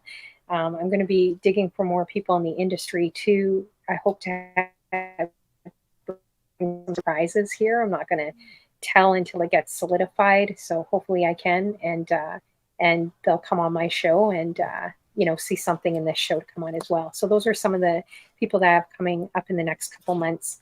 Okay, can someone check just to see if Miss Riz is still on? I don't know if she's rating out. She's super dope, you guys. She does such a great show, and she's such a great person too. I think she's a motivational speaker or a life coach in real life. Um, but yeah, she's definitely got a presence. In the So meantime, I hope you don't yes. mind. Sorry to cut you off. In the meantime, I'll just go ahead and shout out Fab Fam. Fat fam, I appreciate y'all. I appreciate everybody who came through and Oh yeah, shout out for me. and I did say this to you when you first approached me about the interview. It was just like, I never really would have thought anybody would try to interview me because, Why? You're so interesting. You have a lot. You have a lot of cool I experience try not to behind you. promote. I try not to promote a lot of things, right? I try not to, You should put that in, by the way. I was going to say your bio. Not to critique, but I always look at resumes and bios, but put in the number, even if it's an estimate of 20,000 people, 10,000 people, that has more stance when you say, hey, did this for this many people, and you put it in there. And then also name drop the people. You've I worked with a kind of lot of don't like. people. I wouldn't have name dropped or mentioned anything if you didn't ask. But If I'm people don't glad you ask, did because it makes it interesting. Like you're like, wow, like you really, I would have not known that. I would have just asked you general DJ questions, right? So that's why I was kind of pressing because I was pressing him before, guys, offline. He's like, well, did you read my bio? I'm like, of course I read your bio, but you need to, all these people you put in here, I think that's really important because that shows the hard work you've put into it, I right? just I, I just don't want to come off a certain manner because No, it there's doesn't come egos off out there any. that would seem like, oh damn, like he's out here name dropping this. If there's one thing that I don't like doing is name dropping, because that to me is like in a sense seeking validation. Like I don't let others. I mean I'm sorry, not others. I let others brag and boast for me. I never brag and boast No, myself. that's great. It's great to show humility, but you could still do that with also putting in, Unless they ask the me, which hard, is why when I like, said when you asked me for this interview, I was just like, okay, so you did ask for certain details, and I gave you certain details, but also at the same time, I was just like, you know what, I'm still kind of timid, and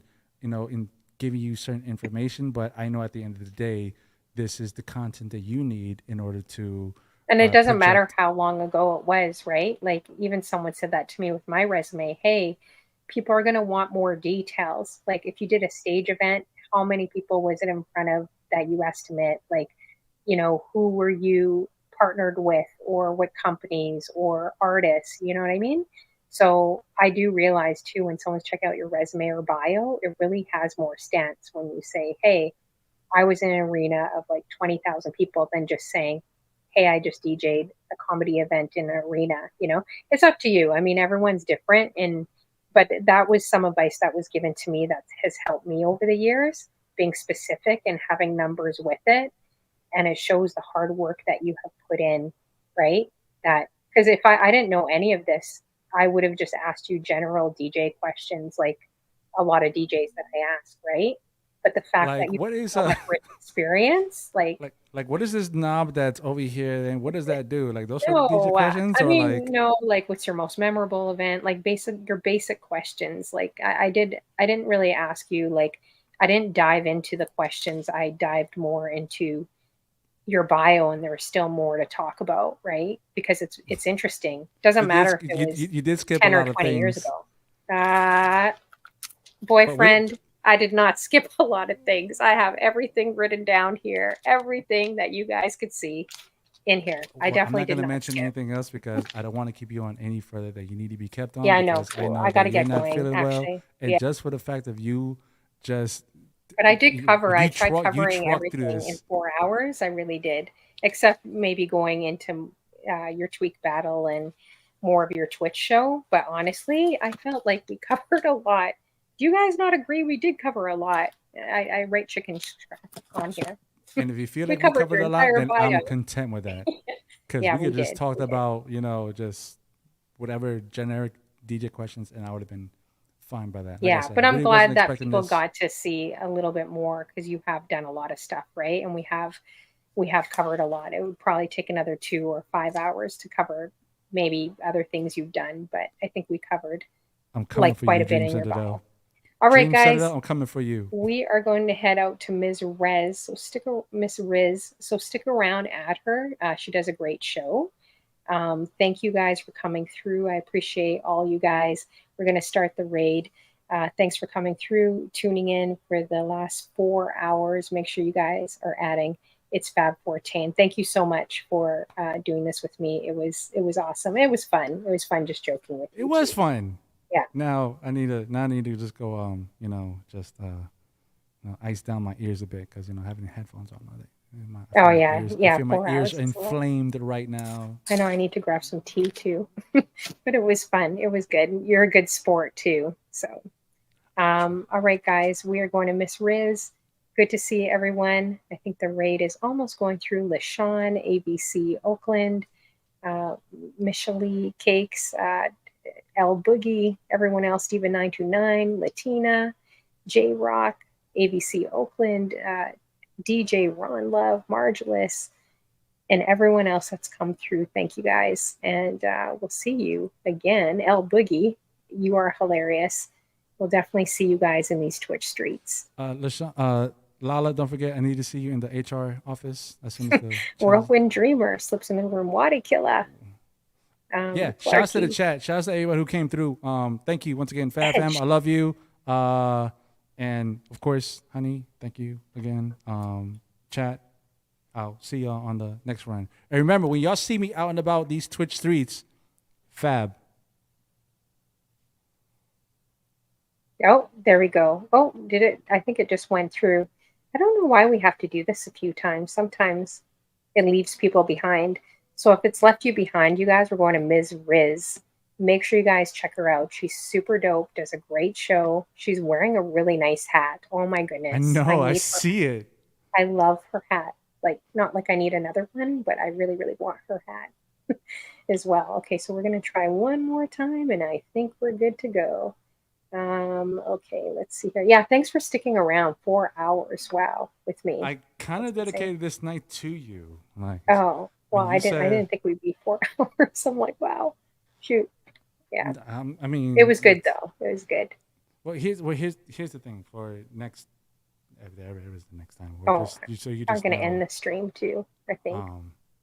Yeah, just yeah. Whenever I do like any sort of raid train or anything of that nature, I really dedicate the day to whoever is asking me of my time, right?